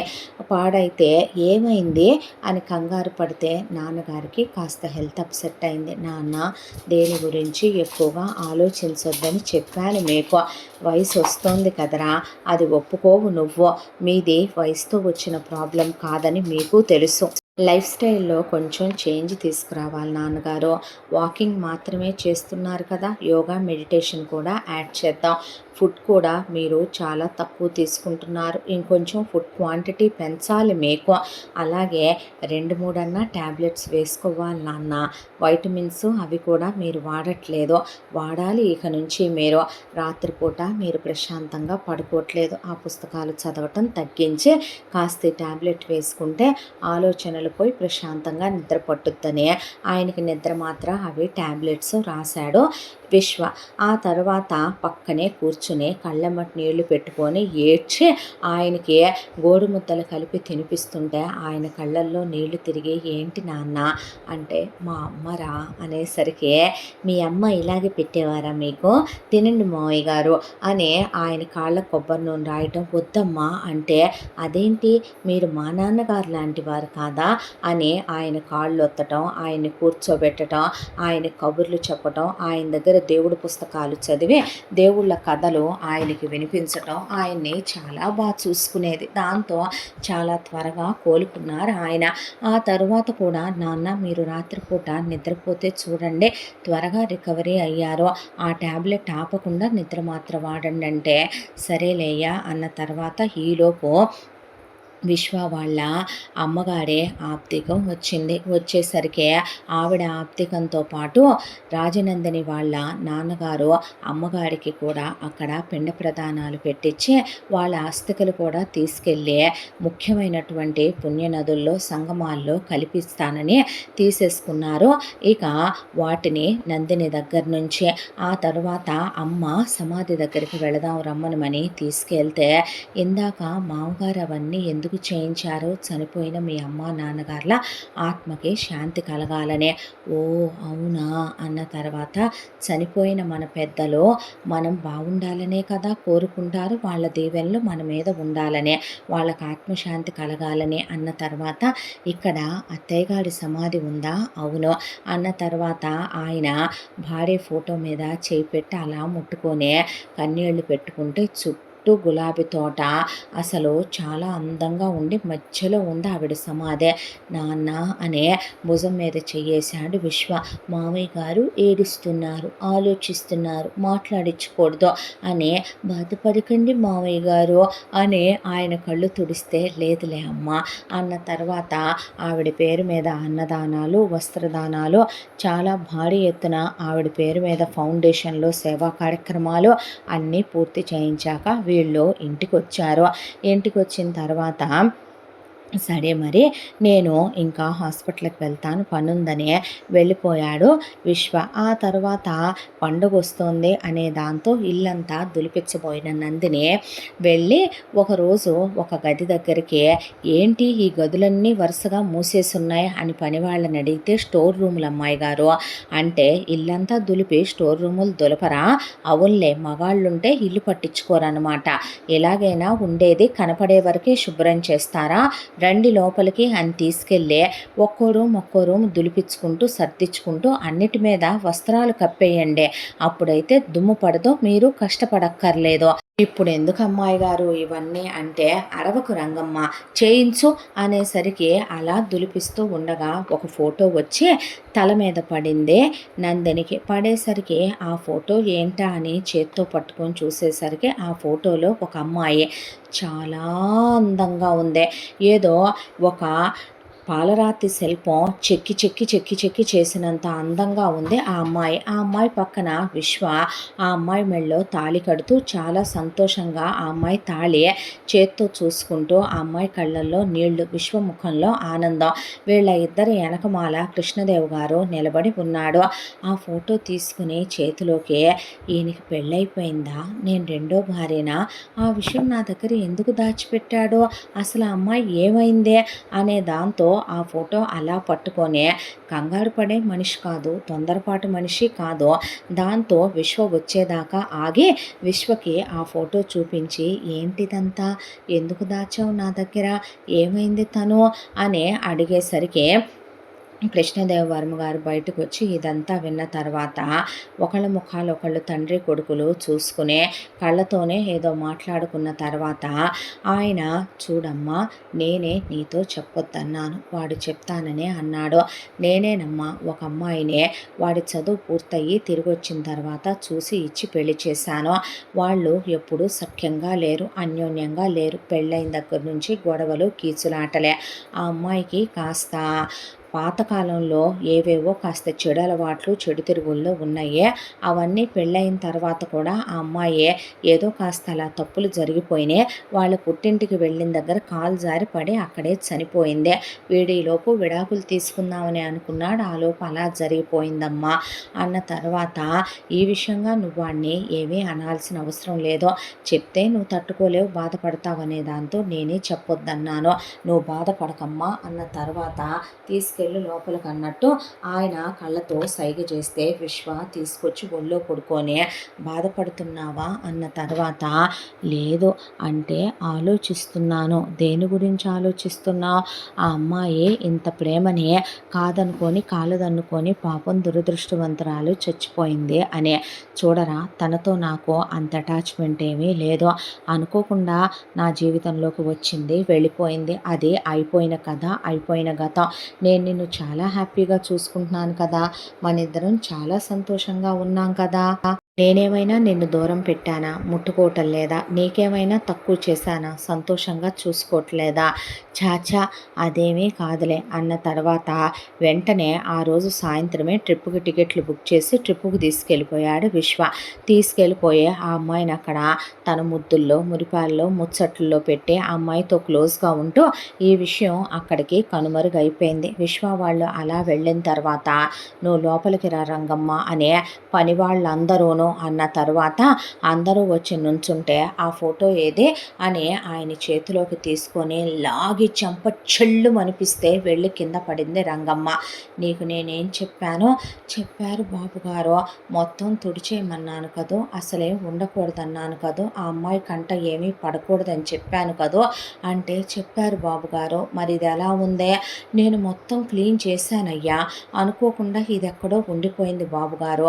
ఏ విషయాలైనా సరే ఆ అమ్మాయి దగ్గర బయటకు వచ్చినా, అమ్మాయికి ఏ విషయాలైనా తెలిసినా, లేదు బాబుగారు తెలీదు, నీ బొందిలో ప్రాణాలుండవు, నీ పిల్లలకి తల్లి మిగలదు, ఇక్కడున్న పని వాళ్ళు నమ్మకమైన వాళ్ళు, నమ్మకస్తులనే, మీకు నేను ఎంతెంత జీతాలు ఇస్తున్నానో, మన మధ్య ఎంతెంత పెద్ద పెద్ద రహస్యాలు ఇక్కడే సమాధైపోవాలని మీకు నేను చెప్పాను, నీకు బాగా తెలుసు. మీ పిల్లలు ఎంత పెద్ద పెద్ద స్కూళ్ళల్లో చదివే ఏర్పాట్లు చేశానో, మీ పేరు మీద నేను ఎంతెంత ఆస్తులు రాసిస్తానన్నానో కూడా తెలుసు బాబుగారు. మరి ఎందుకు జరిగింది ఇలా? ఇంకోసారి జరగదయ్యా, మీ కాళ్ళు పట్టుకుంటాము, మా ప్రాణం పోయినా జరగదు బాబుగారు అని పనివాళ్ళు అక్కడి నుంచి వెళ్ళాక అమ్మాయి గారికి మనసులో ఉండదో, మనిషి ఒక చోట ఉండదుగా కుదురుగా, అటుగెంతాలి ఇటుగెంతాలి, నన్ను సావు కొట్టించాలి అన్నాక అదే మాట ఇల్లయ్య గారితోనూ, నన్ను చంపేసి రేపు నిజంగానే నా మొగుడు సచ్చినోడు ఇంకో పెళ్లి చేసుకుంటాడు, నా పిల్లలకే నేను ఉండనని ఆ ఫోటో ఎత్తుకెళ్ళి తగలెట్టేసి మళ్ళీ మొత్తం ఇల్లంతా అణువణువు భూతద్దం వేసుకొని వెతుక్కొచ్చింది రంగమ్మ. ఎక్కడైనా ఏవైనా జ్ఞాపకాలు మర్చిపోయామో, దరిద్రులారా ఎతకండ్రా అని మొత్తం ప్యాలెస్ అంతా జల్లెడ పట్టిన తర్వాత మొత్తం వెతికేసాం బాబుగారు, ఇంకేమీ లేవండి అన్నాక విశ్వకి మెసేజ్ వెళ్ళింది. ఆ తర్వాత నందినిని తీసుకుని విశ్వ తిరిగి వచ్చాడు. తిరిగి వచ్చిన తర్వాత విశ్వ హాస్పిటల్కి వెళ్ళటం మొదలుపెట్టాక నందినికి ఏమీ తోచక రంగమ్మ అంటే ఆ అమ్మ చెప్పండి అనేసరికి, అదేంటి ఆ మూల ఆ పెంకుటిల్లు ఉందేంటి, ఆ ఇంట్లోకి ఏంటి మందేనా ఇల్లు, వెళ్ళి చూసొద్దామా, ఆ ఇంటి చుట్టూ కంచి చుట్టేసి ఉందేంటి? అమ్మాయి గారు మీకు విషయం చెప్తానమ్మా, నేను మనసులో పెట్టుకోండి. చెప్పు అన్న తర్వాత ఆ ఇల్లు ఈ మొత్తం ప్యాలెస్ అమ్మిన ఆయనదే అంట.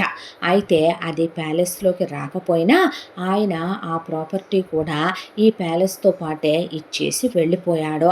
ఆ ఇంట్లో చనిపోయిన వాళ్ళ ఆత్మలు దెయ్యాలై తిరుగుతాయని పూజలు చేసి చుట్టూ కంచేశారమ్మా, మేమెవరం ఎల్లం, మీరెళ్ళమాకండే.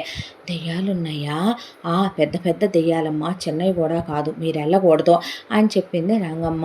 చెప్పిన తర్వాత మామగారు ఆ ఇంట్లో ఏదో ఉందంట తెలుసా మామగారు, అది మనకెందుకమ్మా, అది మన ప్రాపర్టీలో కూడా రాదు, అనవసరమైన విషయాల గురించి ఆలోచించుకో అని ఆయన వెళ్ళిపోయాక మళ్ళీ విశ్వని అడిగింది. అటే చూస్తుంది. విశ్వ వచ్చేసరికి ఆ ఇంటి వైపే చూస్తుంటే ఏంట్రా అనేసరికి, ఆ ఇల్లు చూసావా విశ్వ, ఆ ఇంట్లో దెయ్యాలున్నాయంట రంగమ్మ చెప్పింది అనేసరికి, సరే చెప్పిందిగా వదిలేసాయి, మనకెందుకు, అది మన ప్రాపర్టీ కాదుగా అన్న తర్వాత, మన ప్యాలెస్లోనే ఉంది కదా అంటే ఏంటే అంటే, కాదు, నీకు ఇంటికి వచ్చిన రోజే చెప్పాను, అనవసరమైన వాటిల్లో తలదూర్చొద్దు, అనవసరమైన విషయాల లోతుల్లోకి వెళ్ళొద్దు, అడ్డమైన వాళ్ళని నమ్మొద్దు, ప్రతి విషయాన్ని మనసులోకి తీసుకొని అతిగా ఆలోచించొద్దని చెప్పానా అన్నాక, పద నువ్వు లోపలికే రమ్మంటంటే అని బెడ్రూమ్లోకి తీసుకెళ్ళిపోయాడు. ముద్దు ముడిపాలు ముచ్చట్లలో పెట్టి ఆ విషయం ఆ రోజుకి కనుమరుగైపోయింది. ఆ తర్వాత ఫస్ట్ యానివర్సరీ కూడా వచ్చింది. ఫస్ట్ యానివర్సరీ వచ్చిన తర్వాత నన్ను ఎక్కడికి తీసుకెళ్ళవా ట్రిప్కి అన్న తర్వాత, బాగా ట్రిప్పులకు అలవాటయ్యావే నువ్వు అన్న తర్వాత, అక్కడైతేనే మోడర్న్ డ్రెస్సులు వేసుకోవచ్చుగా అన్న తర్వాత, ఇక్కడ వేసుకో బెడ్రూమ్లో, ఎవరొద్దన్నారు అన్న తర్వాత, వేసుకుంటానులే అయితే అన్న తర్వాత చాలా గ్రాండ్గా ఫస్ట్ యానివర్సరీ సెలబ్రేషన్స్ కూడా అయిపోయినాయి. ట్రిప్పుకి తీసుకెళ్ళి కూడా తీసుకొచ్చాడు. ఆ తర్వాత ఖరీదైన గిఫ్ట్ భార్యకి తనిస్తే మామగారు ఇంకా ఖరీదైన రాణిహారాన్ని చేయించి విదేశాల నుంచి తెప్పించి ప్రజెంట్ చేశాడు ఆయన. ఆ తర్వాత ఇలా సంతోషంగా ఉండగా ఆ ఇంటి మీద క్యూరియాసిటీ పెరిగిపోయింది నందినికి. ఆ ఇంట్లో అసలు ఏముందో, దెయ్యాలంటే ఎలా ఉంటాయో, చంద్రముఖి సినిమాలో గంగలాగా క్యూరియాసిటీ పెరిగిపోయి ఆ ఇంట్లో ఏముందో తెలుసుకోవాలి, ఏముందో తెలుసుకోవాలి, ఏముందో తెలుసుకోవాలని పిచ్చి పెరిగిపోయింది ఒకవైపున బాగా నందినికి. దాంతో విశ్వ వాళ్ళ ఇంట్లో చాలా ఖరీదైన రేరెస్ట్గా దొరికేటటువంటి బైనాక్యులర్స్ ఎన్నో తరతరాల నుంచి ఉన్నాయి. ఒకరోజు అడిగిందని ముద్దు కొద్ది పెళ్ళానికి అవి ఎలా వాడాలో నేర్పించి ఆకాశంలో నక్షత్రాలు కనపడతాయని, చందమామని దగ్గర నుంచి చూసినట్టు ఉంటుందని అవన్నీ వాడటం నేర్పించాడు. దాంతో లోపలికి వెళ్ళి అసలు ఏముందో అక్కడ అని చెప్పి ఆ బైనాక్యులర్స్ తీసుకొని అలా చూసేపాటికి లోపల నీడలు కనపడేపాటికి ఉలిక్కిపడి చెమట్లు పోసుకొచ్చేస్తుంటే ఇంకా జూమ్ చేసి ఆ తర్వాత చూస్తూ ఉంటే లోపల ఎవరో ఒకళ్ళు గొలుసులు వేసుకొని కదులుతున్నారు. ఆ కదిలే వాళ్ళు అటు ఇటు తిరుగుతున్నారు, కిటికీ దగ్గరకు వస్తున్నారు, మళ్ళీ లోపలికి వెళుతున్నారు. ఎవరో అనేసరికి భుజం మీద విశ్వ చెయ్యేస్తే ఉలిక్కి పడేపాటికి ఏం చేస్తున్నావే నువ్వు ఇక్కడ అంటే, విశ్వ ఆ ఇంట్లో నీకు ఎన్నిసార్లు చెప్పాను ఆ ఇంటి గురించి నువ్వు పట్టించుకోదు, నీకెందుకు అవన్నీ అనే పిచ్చి పట్టిందా నీకు అనేపాటికి ఆ ఇంట్లో ఏముందో తేల్చకుండా ఈ నందిని నిద్రపోదు. ఈ రాజనందిని దేవి ఇక నుంచి ఆ ఇంటి వ్యవహారం తేల్చే పనిలోనే ఉంటుంది అనుకుంది మనసులో. అనుకున్న తర్వాత ఈలోగా ఇలా అనుకుంటూనే 1 సంవత్సర కాలం మళ్ళీ గడిచిపోయింది. ఆ తర్వాత ఒక రోజున విశ్వ నాకు కాన్ఫరెన్స్ ఉంది, ఫారిన్ వెళ్తున్నావా? లేదురా, ఇండియాలోనే 2 డేస్లో వచ్చేస్తాను, నువ్వు ఇంట్లోనే ఉండు, జాగ్రత్త, పిచ్చి ఆలోచనలు ఆలోచించి పిచ్చి వేషాలు వేయకు అని చెప్పిన తర్వాత సరేనని విశ్వ వెళ్ళిపోయాడు. ఆ తర్వాత నందిని ఎప్పుడు ఈ సంవత్సర కాలంగా తప్పించుకొని వెళదామన్నా ఇంట్లో పనివాళ్ళు ఉంటారు, సెక్యూరిటీ వాళ్ళు ఉంటారు. మామగారు అసలు తను ఎప్పుడు కిందకు వచ్చినా ఏంటమ్మా అని ఆయన అసలు బయటికి వెళ్ళనివ్వడు. అలాంటిది మామగారు ట్యాబ్లెట్ వేసుకొని పడుకున్నాడు. ఆ రోజు రాత్రిపూట పడుకునేసరికి ఇదే అదను అనుకొని ఒక చేతిలో దుర్గామాత కుంకం తీసుకొని నొసట్లో పెట్టుకొని ఆ తర్వాత మెళ్ళో ఆంజనేయ స్వామి తాయెత్తు కట్టుకొని చేతిలో హనుమాన్ చాలీసా ఆంజనేయ స్వామి విగ్రహం పట్టుకొని దుర్గాదేవి దారం కట్టుకొని ఆ తర్వాత చేతిలో ఫోన్ పట్టుకొని చీకట్లో కలిసిపోయే గడ్డి దుబ్బుల్లో నుంచి నడుచుకుంటూ ఆ ఇంటి దగ్గరికి వెళ్ళిపోయింది. ఆ కంచెలో నుంచి నానా తిప్పలు పడే ఒకవైపున అలా చీరుకుపోతున్నా సరే మెల్లగా తీస్తూ ఆ దుప్పటి చీరుకుపోతే వదిలేసి వెళ్ళి కిటికీ దగ్గర నుంచునేపాటికి ఇంకా నువ్వు లేవా, ఎన్నాళ్ళు ఇలాగే ఉంటావు, నువ్వు ఎన్నాళ్ళు ఇలాగే మాట పలుకు లేకుండా పడుంటావు బావా నువ్వు అంటూ ఉండగా మనుషులే లోపల ఉందే, ఎవరో ఒక ఆడ మనిషి గొంతు కుర్చీలో ఎవరో మగ మనిషి కూర్చున్నట్టున్నారనే పాటికి ఎవరో అని ఒక్కసారిగా కిటికీ దగ్గరికి ఎవరో ఒక మనిషి వచ్చేసరికి పెద్దగా అరిచి నందిని వెనక్కి పడిపోయేసరికి నువ్వు మనిషివేనా అంటే మనిషినేనే అనేసరికి ముఖం మీద అలా ఫోన్ లైట్ వేసి చూస్తే ఆ మనిషి ఆడదే, నడుం మీద చేయి పెట్టుకున్న తీరు, నుంచున్న తీరు, ఆ రాజరికంలాగా ఉన్న మనిషి టీవీ మనిషి ఆ అజం చూస్తే హైటు వెయిటు స్ట్రక్చరు పోస్చరు చూస్తే దేవకన్యలాగా జుట్టు వెరబోసుకొని కుర్చీలో ఎవరో ఒక వ్యక్తి మాట పలుకు లేకుండా అలా కళ్ళు తెరుచుకొని బొమ్మలా కూర్చున్నాడు వీల్ చైర్లో. అతని తల కొంచెం నెరిసి ఉంది. ఆవిడ అలా నుంచొని నువ్వు ఆ ఇంటి కోడలివి కదూ అంటే అవును, మీరు మనుషులేనా, బతికే ఉన్నారా, మీకు ఇక్కడికి ఫుడ్ అది ఎవరిస్తున్నారో, రంగమ్మే ఇస్తుందా, మరి నాకెందుకు చెప్పలేదు, ఇక్కడ మనుషులున్నారని దెయ్యాలున్నాయి అందేంటే, మేము దెయ్యాలమని చెప్పిందా అది నీకు, చెప్తారే ఆ ఇంట్లో పనివాళ్ళు అరిచి గీ పెట్టినా కూడా నీకు నిజాలు చెప్పరు. ఎందుకంటే ఆ ఇంట్లో పనివాళ్ళు ఆ ఇంటి వాళ్ళ మనుషులు కదా అన్న తర్వాత ఇంతకీ నువ్వెవరో, నేను నీ ఆడపడుచునే అనేసరికి ఆడపడుచా కనిపించట్లేదా నీ మొగుడు పోలికలు నా ముఖంలో, నీ మామ పోలికలు నా ముఖంలో అనేసరికి అవును కానీ మీరెందుకండి ఎక్కడున్నారు అనేసరికి ఏం తెలుసు నీకు జరిగిన కథ, ఏమని చెప్తే అర్థమవుతుంది నీకు జరిగిన కథ.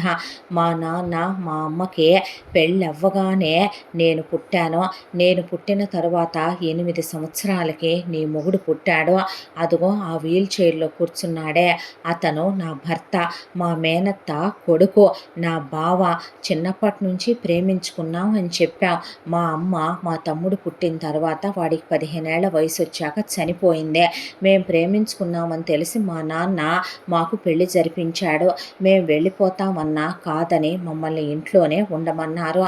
ఆ తర్వాత నీ మొగుడు ఇదిగో ఈ ఫోటోలో ఉన్న ఒక అమ్మాయి చూసావు కదవే అంటే అంటే ఈ అమ్మాయి నీ మొగుడి మొదటి పెళ్ళామే. అడుగుతున్నావుగా వాణ్ణే ఆ సమాధి ఎవరిది అని. ఆ సమాధిలో ఏ కుక్క పిల్ల లేదే. ఇక్కడ కుక్కల్ని కూడా పాలరాతి సమాధుల్లోనే పెడతారే కుక్క. అక్కడ వాడు ఎంతో ప్రేమించానని మోసం చేసిన వాడి మొదటి భార్య నీ సతీ సవతిని వాడే పొట్టన పెట్టుకొని చంపేసే ఆ అమ్మాయిని ఆ సమాధిలో పెట్టారే. నేను నమ్మను. ఎందుకు నమ్ముతావే నువ్వు? కన్న కూతుర్నైనా నన్ను నా మొగుడినే ఇంట్లో ఉంచుకొని బయటికి వెళ్ళనివ్వకుండా నీ మొగుడి అసలు రూపం నీకేం తెలిసే? వాడు ఏ విధంగా అమ్మాయిలతో తిరుగుతాడో, చూసిన ఆడపిల్లల జీవితాలన్నీ ఎలా కబళిస్తాడో, ఇంటికి ఎంతమంది అమ్మాయిలు వస్తారో, బయట ఎంతమంది అమ్మాయిలతో వాడు చెడు తిరుగుళ్ళు తిరుగుతాడో తెలుసా నీకు? రోజు ఇంటికి వేసలు వస్తారో చూసి చూడనట్టే నీ మామ ఆ ముసలోడు ఊరుకుంటాడో? వాడు కొడుకు చేసే అన్యాయాలు అరాచకాలన్నీ కప్పేస్తాడో? వ్యాపారాలన్నీ నా మొగుడు చూసుకుంటూ భారాలన్నీ ఇంటివి నేమ్ మోసుకుంటూ వచ్చాం. ఆ తర్వాత పెళ్ళనే పేరుతో మోసం చేసి ఆ అమ్మాయి పేరు సారిక. నీ మొగుడితో పాటు ఆ అమ్మాయి చదువుకున్న క్లాస్మేట్. ఆ అమ్మాయి విడిగా లొంగే రకం కాదనే చూసే ఉంటావుగా అమ్మాయి ఎంత అందంగా ఉందో. చంద్రుడిని చెక్కి చెక్కి చేసిన శిల్పంలా ఉంటుంది ఆ అమ్మాయి. ఆ అమ్మాయిని సారిక దేవిని చేసి ఈ ప్యాలెస్లోకి తీసుకొచ్చారు. నా పేరేంటో తెలుసా నీకు? అరుణాదేవి. నా మొగుడి పేరేంటో తెలుసా? భానుప్రకాష్ వర్మ. మేము ఈ వంశంలో, ఈ కులంలో, ఈ ఇంట్లో పుట్టి పెరిగిన వాళ్ళం. ఈ ఇంటి చరిత్ర మేం కాక ఎవరు చెప్తారే నీకు? నీ మొగుడు చేసే అన్యాయాలు అరాచకాలు నానాటికి పెరిగిపోయి ఆ అమ్మాయి ప్రాణం విసిగెత్తిపోయి ఏం పనులు ఇవి అంటే, నీ మామ రాచరికంలో ఉన్న మగపిల్లలకి ఇవన్నీ అలవాటే, నువ్వు అడ్జస్ట్ అయిపోమన్నారు. ఆ తర్వాత నీ మొగుడు నేను ఇవన్నీ మానలేనన్నాడు. ఆ అమ్మాయి ప్రాణం విసిగిపోవటం మొదలైంది. అంతా దాంట్లో ఒక రోజున నీ మొగుడు నా గదిలోకి వచ్చి స్నానం చేసి వచ్చిన నన్నే చెరచబోయాడు. దాంతో ఆ అమ్మాయి ప్రాణం విసిగెత్తిపోయిందే. ఆ అమ్మాయి ఎదురు తిరిగిపోయిందే. ఇలా చేయటం ఏంటని నీ మొగుడిని చెంపదెబ్బ కొట్టిందే. నా మొగుడు ఎదురు తిరిగిపోయి నీ మొగుడు చొక్కా పట్టుకొని నీ మొగుడిని ఇలాగే చేశావంటే నిన్ను వీధికి ఎక్కిస్తాననే పాటికి నీ మామ ఆ ముసలోడు రాడ్డు పెట్టి కొట్టి నా మొగుడిని ఇలా నరాలు చచ్చుబడిపోయేలా చేసి వీల్ చైర్ పాలు చేసే కన్న కూతురునైన నన్ను ఇలా గొలుసులేసి కట్టేసి బయటికి వెళ్తే నిజాలు ఎక్కడ బయటికి వెళ్తాయోనని నన్ను నా మొగుడిని తీసుకొచ్చి ఈ గదిలో నిర్బంధించారే. ప్రతి క్షణం ప్రత్యక్ష నరకాన్ని అనుభవిస్తున్నానమ్మా నేను. నీకేం తెలిసే? చనిపోతూ కూడా సారిక కొట్టుకొని ప్రాణం పోయింది. ఆయన మనుషుల్ని చంపరు, ప్రాణం పోసే దేవుడు నా భర్త. అవునా? ఆగవే అనే ఎప్పుడుదో పాత ఫోన్ ఒకటి ఉంటే ఆ ఫోన్ తీసుకొని వచ్చి అందులో వీడియో ఆన్ చేసి చూడు నీ మొగుడు నీ సవతిని చంపేస్తున్నప్పుడు ఫోటో ఇదే చూస్తున్నావుగా ఎలా కొడుతున్నాడో ఫ్లవర్ వాస్ తీసుకొని అనేసరికి అందులో నిజంగానే విశ్వ ఒక అమ్మాయిని భయంకరంగా కొడుతున్నాడు. ఇంకా ఊపిరుందని ఆఖరి దెబ్బేశాక పోయింది డాడీ ఇదే అన్న తర్వాత రాడ్డు తీసుకొని ఎదురు తిరిగిపోయిన భానుప్రకాష్ వర్మని పడేసి తుక్కు కింద కొట్టేశాడు కృష్ణదేవ్ వర్మ.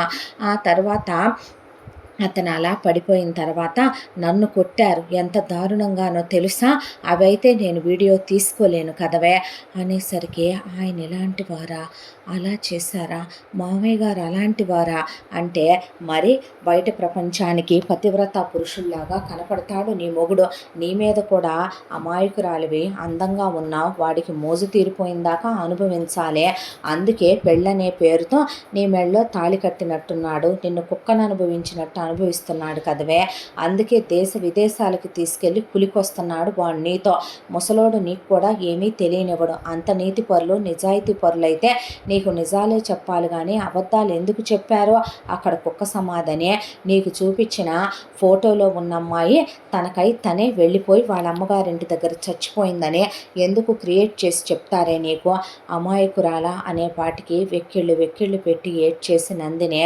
కన్నవాళ్ళు నా కన్న తండ్రి నన్ను మంచి చెడు ఆలోచించకుండా ఆయన నడివీధిలో వదిలేసిపోయారు, నా తల్లి నేను పుట్టగానే పోయింది, తోడబుట్టిన వాళ్ళు అన్యాయం చేశారు, కట్టుకున్న భర్త అంటే ఆయన ఇలా చేసేసాడు, నాకు భయం వేస్తుందండి, ఇక్కడ ఉండాలంటే ఏం చేయాలో అర్థం కావటం లేదు అంటే, మిమ్మల్ని విడిపిస్తాను మీరు వెళ్ళిపోండి అంటే, ఈ స్థితిలో మా భావం తీసుకుని నేను ఎంతో దూరం వెళ్ళలేను, నిజంగా నువ్వు ఆడదానివి అయితే ఇంకా ఎంతోమంది ఆడపిల్లల జీవితాలు పతనం కాకూడదు అనుకుంటే, ఈ ఇంట్లో ఎంతోమంది ఆడపిల్లల జీవితాలు సజీవ సమాధులుగా మిగిలిపోయినాయి, వాళ్ళందరి ఆత్మలకి శాంతి కలిగిస్తాను అంటే గనక చెప్పండి అంటే, వేలికి ఉన్న ఒక ఉంగరం తీసిందే, ఆ ఉంగరం పైన ఉన్నటువంటి లాక్ లాంటిది తీస్తే దాంట్లో తెల్లటి ఒక పొడి ఉంది, ఇది విషం, నీ చేత్తో నువ్వే ఆ తండ్రి కొడుకులకి కలిపి పెట్టేసే, ముసలోడికి కలపకపోయినా పర్వాలేదు, వాడికి మాత్రం ఖచ్చితంగా కలిపి,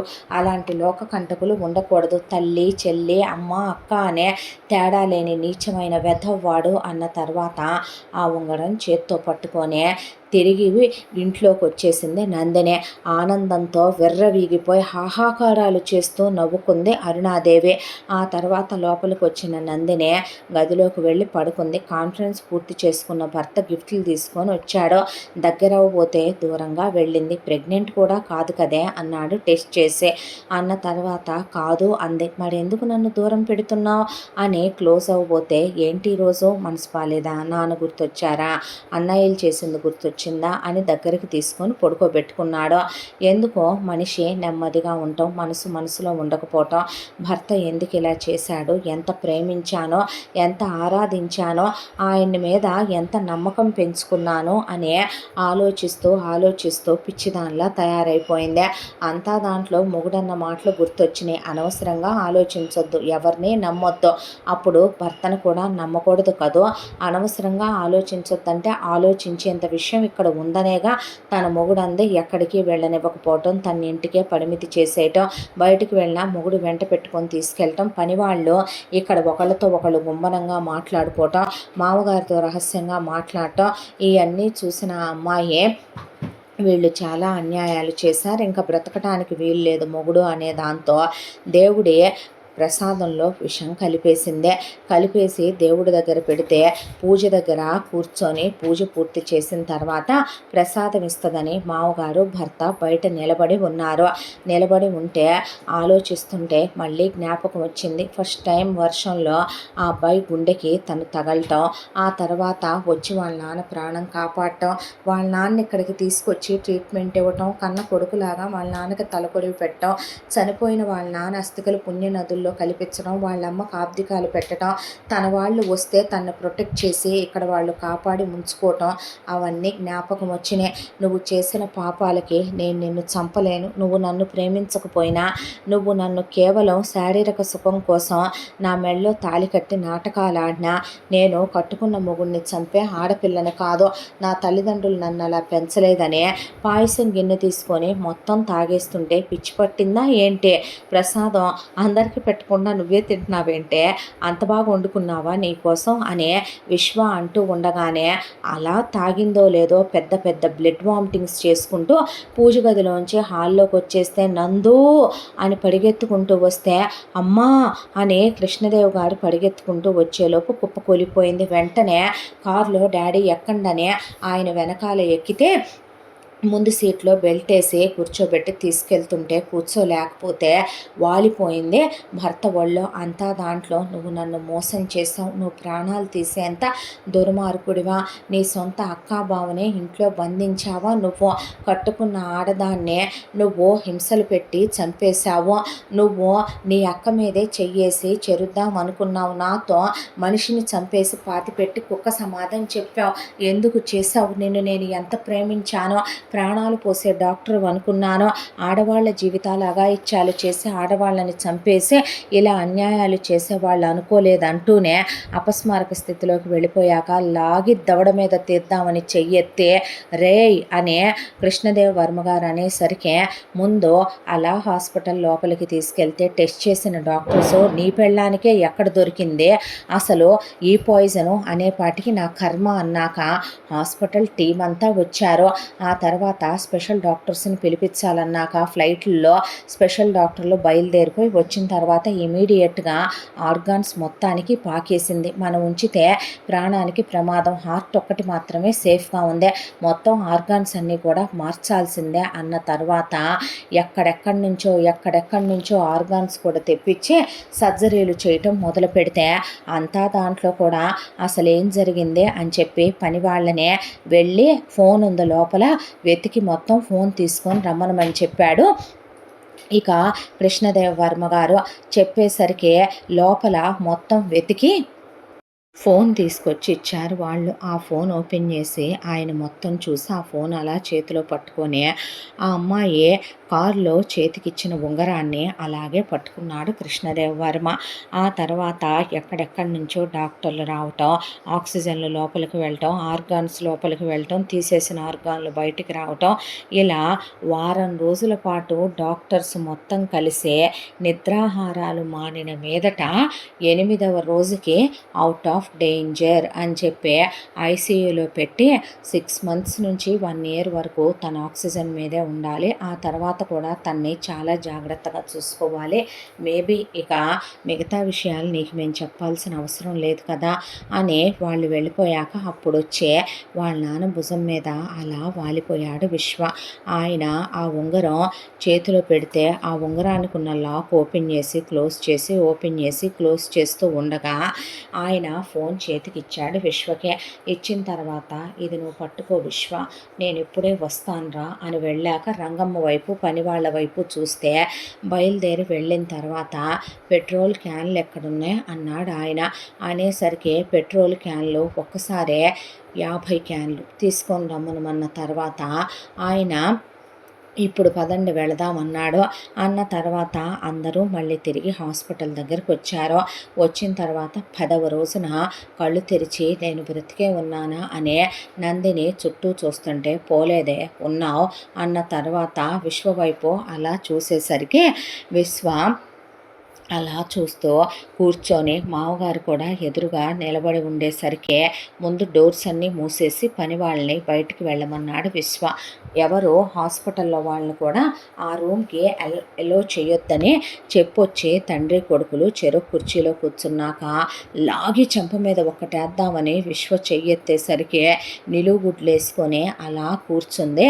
ఒకవైపున నందిని ఊపిరి బిగబట్టకు పోతావు, లోపలన్నీ కొత్త ఆర్గాన్స్ వేశాను, గాలి తీసుకో లేకపోతే గుండాగి పోతావే అనేసరికి ఊపిరి తీసుకోమ్మా అన్నాక చూడండి మామయ్య ఎలా అరుస్తున్నాడో, నాకు భయం వేస్తుంది అలా అరుస్తుంటే అనేపాటికి భయం వేస్తుందా? అసలు ఏం పోయే కాలం వచ్చింది నీకు ఇంటికి వచ్చిన రోజే నేనేం చెప్పాను, బుద్ధి తక్కువదానా, నీకు మనిషివి పెరిగావు, జ్ఞానం పెరగల, నీకన్నా పశువులు మృగాలు కూడా ఆలోచిస్తాయి, ఆ మాత్రం ఆలోచన జ్ఞానం లేకుండా ఏది పడితే అది వినటం, ఆ విన్నై నమ్మొద్దని చెప్పా. ఒక్క మాట అడిగే బదులు సాధ్వీమణి మహాపతివ్రత రాజనందిని దేవి గారు మొగుడికి విషం పెట్టలేక మామగారికి పెట్టలేక మేడం గారే తాగేశారంట, నువ్వు పోతే నేనేమైపోతానే ఆలోచించావే పనికి మాలిందానా అనే పాటికి ఎందుకు తిడతావు నన్ను, ఇప్పుడు బాగుందా, ఇప్పుడు ఆనందంగా ఉందా, లోపల అమ్మ కడుపులో నుంచి వచ్చినప్పుడు ఉన్న ఏ పార్ట్లు లేవో మొత్తం తీసి కొత్త పార్ట్లు వేసా, ఎంత పవర్ఫుల్ పాయిజనో తెలుసా నువ్వు తాగిందే, ఈ ఆక్సిజన్ పెట్టుకొని ఇలాగే ఇప్పుడు 1 year ఏడవాలి నువ్వు, ఆ తర్వాత లైఫ్ అంతా ఎలా ఉంటుందో తెలుసా, నాతో నీకు నీతో నాకు బ్రతికాను అనుకొని ఆనందపడుతున్నావు అంతే నువ్వు అనే పాటికి నీకు ఇప్పుడు నిజం కావాలి, గతం కావాలి, ఏం జరిగిందో తెలియాలి. నువ్వు తట్టుకోలేవనుకొని నీకు చెప్పలేదు, నువ్వు తీసుకోలేవనుకొని నీకు చెప్పలేదు. భయపడో లేకపోతే నువ్వంటే నాకు భయమేసో కాదే. ఏ రోజైతే వర్షంలో నిన్ను చూశానో మళ్ళీ చాలా కాలం తర్వాత ఒక స్త్రీ స్పర్శ నా గుండెని తాకిందే. చూడగానే ఆ రోజు మెరుపుల వెలుగులో నీ అందమైన అమాయకత్వమైన ముఖం. ఆ తర్వాత ఎవడే తీసుకుంటాడు బాధ్యత? మీ నాన్నని తీసుకొని నిన్ను వెళ్ళమనమని ఎవడే అంబులెన్సుల్లో పంపించి లక్షల రూపాయల ట్రీట్మెంట్లు ఫ్రీగా ఇచ్చేదే? నువ్వు వచ్చిన తర్వాత నీ గురించి కనుక్కున్నా, మీ వాళ్ళ గురించి కనుక్కున్నా, మీ వంశం చాలా గొప్పదని, మీ తాత ముత్తాతలు గొప్పవాళ్ళని, నువ్వు అమాయకురాలివని, నిన్ను లోకజ్ఞానం లేకుండా మీ నాన్నగారు పెంచారని, మీది చాలా పెద్ద వంశమని తెలిసిందే. మేమేమి మీకన్నా తీసిపోయిన వాళ్ళం కాదో, మీకు సమానమైన వాళ్ళమే. కాకపోతే మీ వాళ్ళు ఆస్తిపాస్తులు అలా పిల్లల్ని కని వాటాలు వేసుకుంటూ వచ్చేపాటికి మీ నాన్నగారికి మిగిలిన దాంతో పోలిస్తే మా ఇంట్లో అసలు ఆడపిల్లలే పుట్టరు. తరతరాల కాలంగా కూడా మా ఇంట్లో మగపిల్లలు మాత్రమే వారసులుగా పుడతారు. కాబట్టి ఆస్తి మొత్తం చెక్కు చెదరకుండా మాకే ఉందే. మా నాన్నగారి హయాంకి వచ్చేపాటికి ఆయన అబ్రాడ్ వెళ్ళి చదువుకొని వచ్చారు. మా అమ్మ దేవత లాంటిదే. మా అమ్మ నాన్నగారులకు పెళ్ళైన తర్వాత ఇన్ని సంవత్సరాలుగా మా వంశంలో ఎప్పుడూ జరగని వింత అన్నట్టుగా మా అక్క పుట్టిందే. మా అక్క పుడితే అష్టలక్ష్మీ దేవులు మా అక్క రూపంలో ఇంట్లో అడుగుపెట్టినాయి అని మా అమ్మ నాన్న పొంగిపోయారు. తర్వాత 7 సంవత్సరాల కాలానికి నేను పుట్టాను. నేను పుట్టిన తర్వాత ఎంతో సంతోషంగా ఆనందంగా మా జీవితాలు సాగిపోతూ ఉండగా నాకు 15 ఏళ్ల వయసు వచ్చినప్పుడు మా అమ్మకి ఒక్కగానొక్క అన్నయ్య మా మేనమామ. మా మామయ్య మా మేనమామ భార్య మా మేనత్త చాలా చాలా మంచివాళ్ళు. వాళ్ళకి ఒకే ఒక్క కొడుకు మా బావ భానుప్రకాష్ గారు. చిన్నప్పటి నుంచి మేనల్లుడంటే మా అమ్మకి ఎంతో ఇష్టం. మా నాన్నగారు కూడా నాకన్నా ముందు వాడే పుట్టాడనే, మా అక్క కన్నా కూడా వయసులో పెద్దవాడు, ఇంటికి ఫస్ట్ మగపిల్లాడనే దాంతో బాగా దగ్గరికి తీసేవారు. అంతా దాంట్లో ఒక రోజున నాక 10th క్లాస్ అవటం వల్ల చదువుకోవాలి, నాన్నగారికి బిజినెస్ పనులు ఉన్నాయి, అక్కను మా బావ కూడా అప్పుడు వాళ్ళకేదో ఎగ్జామ్స్ ఉన్నాయి చదువుకోవాలని వెళ్ళకపోవటంతో మా మామయ్య అత్తయ్య మా అమ్మ కలిసి వేరే ఊరు ఒక శుభకార్యానికి వెళ్ళొస్తూ యాక్సిడెంట్లో స్పాట్ డెడ్ అయి చనిపోయారు. ఆ తర్వాత మా బావ ఒక్కడే అయిపోతాడని మా నాన్నగారు తీసుకొచ్చి ఇంట్లో పెట్టుకున్నారు. ఇంట్లో పెట్టుకొని ఆ తర్వాత వాళ్ళ చదువులు అయిపోయినాయి. మా అక్కకి సంబంధాలు చూస్తూ ఉండగా మా బావని ప్రేమించానని, మా బావనే పెళ్లి చేసుకుంటానని మా అక్క అడిగిందే. దాంతో వాళ్ళిద్దరికీ పెళ్లి జరిపించేసిన తర్వాత మా నాన్నేమే మా బావకి వ్యాపారాలు ఇద్దామనుకోలేదు, మా నాన్నేమే మా అక్కని ఇల్లరికాలు ఉంచుకుందాం అనుకోలేదు, వాళ్ళని ఇంట్లో ఉండమని మా నాన్నగారు అనలేదు. కానీ మా అక్కే మిమ్మల్ని వదిలి నాకు వెళ్ళాలని లేదు నాన్నగారు, ఇక్కడే ఉంటాను అని అడిగితే వద్దమ్మా, అలా ఉండటం తప్పు, రేపు తమ్ముడికి పెళ్ళైతే వాడికి ఇల్లాలు వస్తుంది, నువ్వు అలా ఉండటం పద్ధతి కూడా కాదు, నీ ఆస్తి నీ పేరు మీద రాసేసాను, నీ భర్తకి మీ మామయ్య తరపు నుంచి ఎంత వచ్చిందో అదే మీ అత్యంత ఆస్తే, వెళ్ళి మీ బ్రతుకు మీరు బ్రతకండి అన్న తర్వాత చూడరా తమ్ముడు, నాకు నిన్ను నాన్నని వదిలి వెళ్ళాలని లేదు అనేసరికి చిన్నప్పటి నుంచి మా నాన్నగారు ఇప్పుడు నువ్వు చూసినట్టు ఉండరు. ఆయన చాలా సరదాగా మా బావనే, ఆ కుక్కని మా నాన్నగారు చాలా నమ్మారు. మా అక్కతో సరదాగా ఉండటం, జోకులు వేయటం, ఆనందంగా నవ్వుతూ ఉండే ఆయన మౌనంలోకి వెళ్ళిపోయే కారణాలు అక్కడ జరిగినాయి. తెలుసా నీకు, నేను ఇలా ఉండేవాడిని కాదు, చాలా సరదాగా, చాలా చలాకీగా, చాలా ఆనందంగా నవ్వుతూ తుళ్ళుతూ ఉండేవాడిని.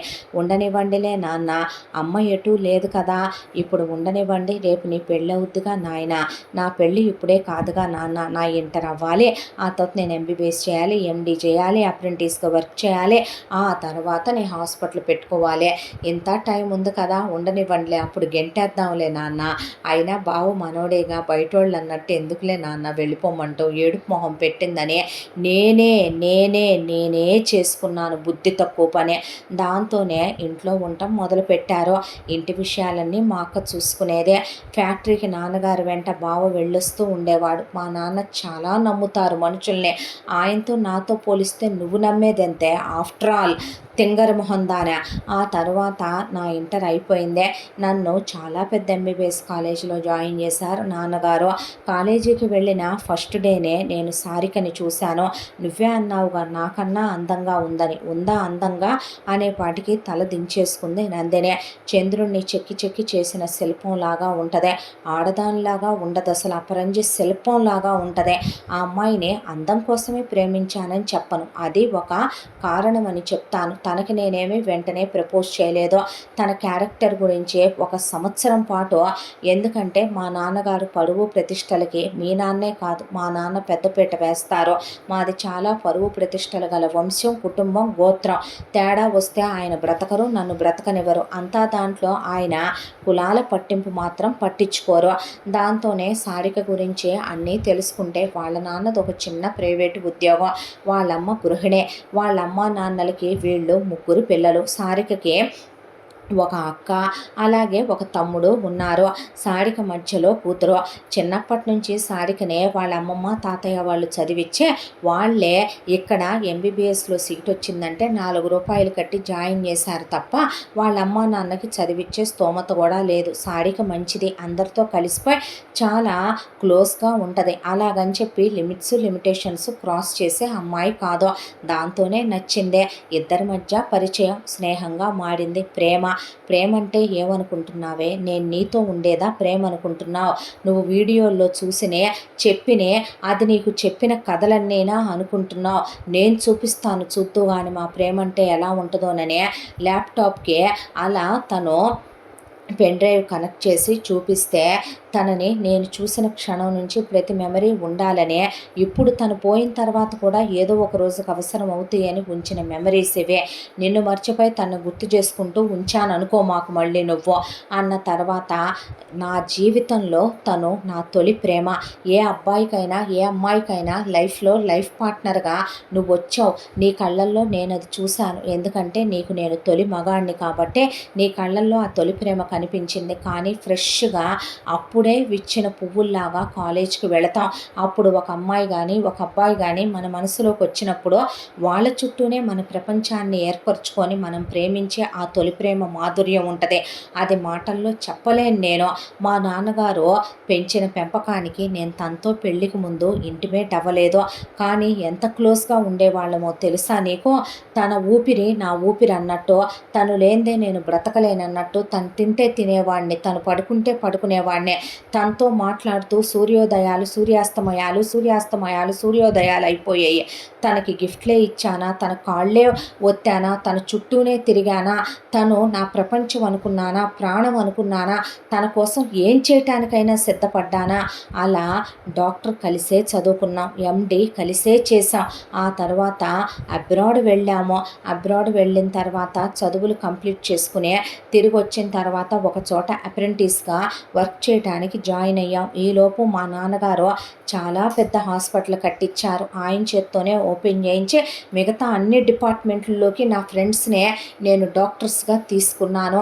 ఆ తర్వాత ప్రాక్టీస్ మొదలుపెట్టాక ఇంకా పెళ్లి చేసుకోవా అందే. మన పెళ్ళి నేనంతకుముందు చేసుకున్న పెళ్లితో పోలిస్తే 10% కూడా ఉండదే. ఏం తెలిసే నీకు? అంత గ్రాండ్గా నాన్నగారు పెళ్లి జరిపించారో. పెళ్ళి అయిపోయిన తర్వాత ఫస్ట్ నైట్లో ఆ తర్వాత ఎంత మధురంగా గడిపానంటే నేను తనతో మాటల్లో చెప్పలేను నీకు నేను.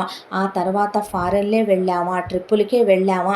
తను బికినీలు వేసుకుంటుంది, అందుకే నిన్ను వేసుకోమన్నాను నేను. ఎప్పుడైనా నిన్ను అనుమానించానా? పని వాళ్ళతో నువ్వు మాట్లాడతావు, నీ వెనక నేను చెకింగులు పెట్టానా? ఎప్పుడైనా నువ్వు అలా ఉండాలి ఇలా ఉండాలని నేను డిసైడ్ చేసి మాట్లాడానా?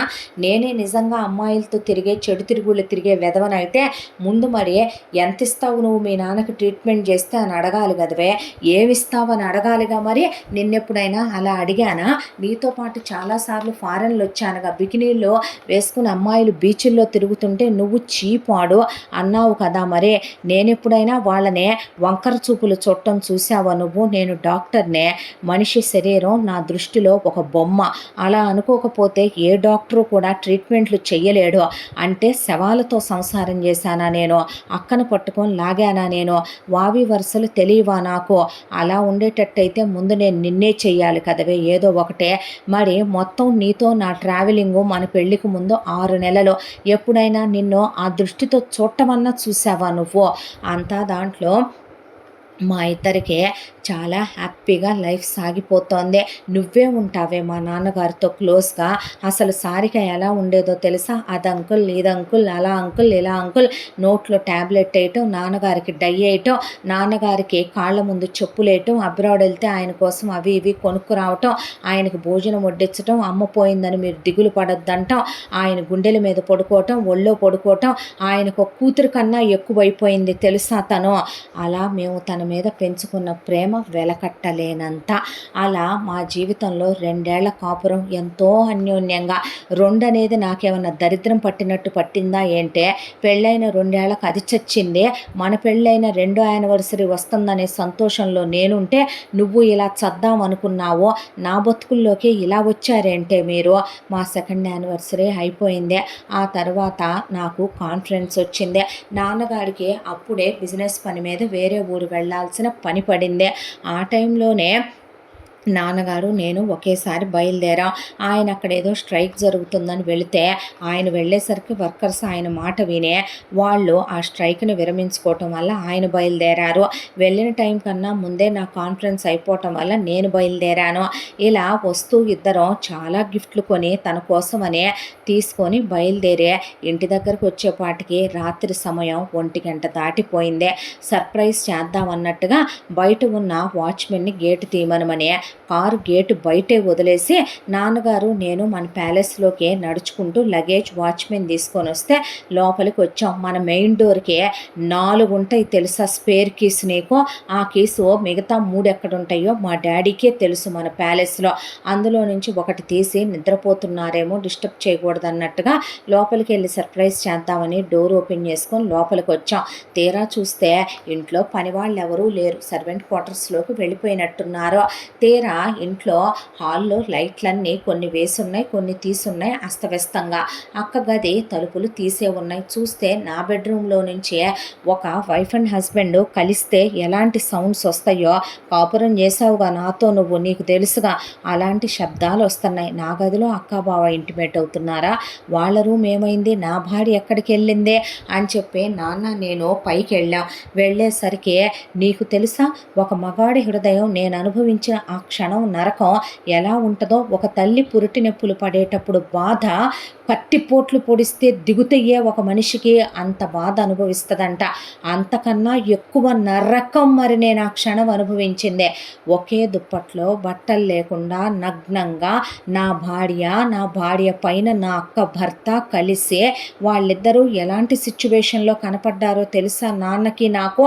అలా నిశ్చేష్టున్నాయి నిలబడిపోయి ఏంటిదంతా అనేపాటికి మా అక్క పక్క గదిలో నుంచి లేచొచ్చే అప్పటి వరకు దానికి తెలియదు అనుకున్నాం. చూస్తా ఎలా ఊరుకుంది అనుకున్నాం. దానికి ఏమైంది అనుకున్నాం. ఇవన్నీ ప్యాలెస్ల్లో సహజమే తమ్ముడు. చూసి చూడనట్టు వదిలేయాలి. ఇవాళేమీ కొత్త కాదులే, నీ పెళ్ళైనప్పటి నుంచి జరుగుతుందే. అయినా ఏముంది, ఒకళ్ళనొకళ్ళు కావాలని కోరుకుంటే. ఫారెన్లో అయితే పట్టించుకుంటావా ఏంట్రా? మూసుకొని వదిలేయాలి విషయాలన్నీ అనేసింది మా అక్క. ఒకవైపున అంతా దాంట్లో నా పెళ్ళాం లేచే ప్రేమ పలానా టైంలో పలానా వాళ్ళ మీదే పుట్టుద్దా అంటే ఎలా చెప్పలేమో. కోరికలు కూడా అంతే. ముందు మా ఇద్దరికే ఈ ఇంటికి నేను కోడలుగా వచ్చిన తర్వాత నువ్వు నాకు సుఖాన్ని ఇస్తున్నావు, కానీ తనిచ్చే సుఖాన్ని అయితే నువ్వు ఇవ్వలేవు. మా ఇద్దరు కళ్ళు కలిసాయి, మాట కలిసాయి, శరీరాలు కలిసాయి. దాంతోనే అనేసరికి అవునరా, ఒకసారి చేసినా తప్పు తప్పే, 100 సార్లు చేసినా తప్పు తప్పే కదా మావయ్య. ఎవరికి పుడితే ఏమైంది పిల్లలు. దాంతోనే నేను ఎప్పటి నుంచో క్లోజ్ అవుతున్నాను అనేసరికి ప్రతిరోజు వాడితో సుఖపడే ఆడదే మళ్ళీ వచ్చే నేను దాని ఒంటి మీద చెయ్యేసి కాపురం చేస్తున్నానంటే నాకు ఆ క్షణం ఎలా అనిపించి ఉంటుంది నువ్వు అర్థం చేసుకో.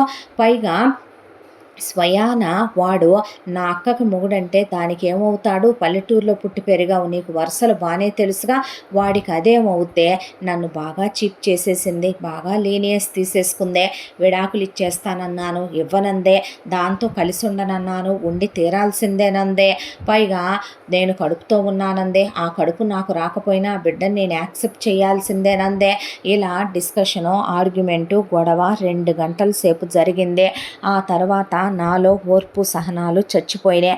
పక్కనే ఉన్న ఫ్లవర్ వాస్ తీసుకున్నాను. ఎలా కొడుతున్నానో, ఏం కొడుతున్నానో, ఎంత కొడుతున్నానో తెలియకుండా కొట్టాను. దాంతో ఇంకా దాని ప్రాణం కొన ఊపిరితో ఉండే ఆఖరి దెబ్బ వేశాక దాని ప్రాణం పోయినప్పుడు కానీ నాలో ఆవేశం చల్లారలేదు. ఇంత దాంట్లో మా అక్క మొగుడు ఎదురు తిరిగిపోయాడు. మమ్మల్ని వీధులకు ఎక్కిస్తానన్నాడు. జరిగిన విషయం బట్టబయలు చేసి బయట పెడతానన్నాడు. దాంతో నాన్నగారు అసలు క్షమించకూడదు అనుకుని ఐరన్ రాడ్ తీసుకొని వాడి తలకాయ మీద వేసి కొడితే బ్రెయిన్కి తగిలి వాడి నరాలన్నీ చచ్చుబడిపోయినాయి. మా అక్కనే ఘోరంగా కొట్టారు మా నాన్నగారు. అదే ఇంట్లో ఉండి పడకలు మార్చిందని బాగా అర్థమైంది ఆయనకి. కన్న కూతురు అయ్యుండే సొంత తమ్ముడి జీవితంలో అలాంటి విషయాన్ని నింపి తమ్ముడి పెళ్ళానికి తన మొగుడికి కలిపి పడకలు మార్చే ఆడదాన్ని ఏమనాలే. నా మొగుడి ప్రేమ ఎంత అంటే వాడి కోసం నేను ఏమైనా చేసేంత. వీడి పెళ్ళాన్ని చూడగానే దాని అందం చూసి వాడు మత్తెక్కిపోయాడు. కాబట్టే వీడి పెళ్ళాన్ని వాడి దగ్గర తార్చానని అదొప్పుకుందే. బ్రతికున్నంతకాలం నీ మొగుడిని అలా చూసుకుంటూ నువ్వు అలా ఉండాల్సిందేననే గొలుసులేసి దానికి జీవితకాలపు శిక్షగా నాన్నగారు దాన్ని వాడిని తీసుకెళ్ళి ఆ గదిలో పడేశారు. ఆ తర్వాత దాని శవం విషయం పని వాళ్ళందరూ వీళ్ళంతా ఉన్నారు, ఇదంతా జరిగింది చూశారు. అడుగు నీకు నిజమే చెప్తారుగా అంటే, నిజమే అమ్మాయి గారు, మీతో ఇవన్నీ మేము చెప్పలేము.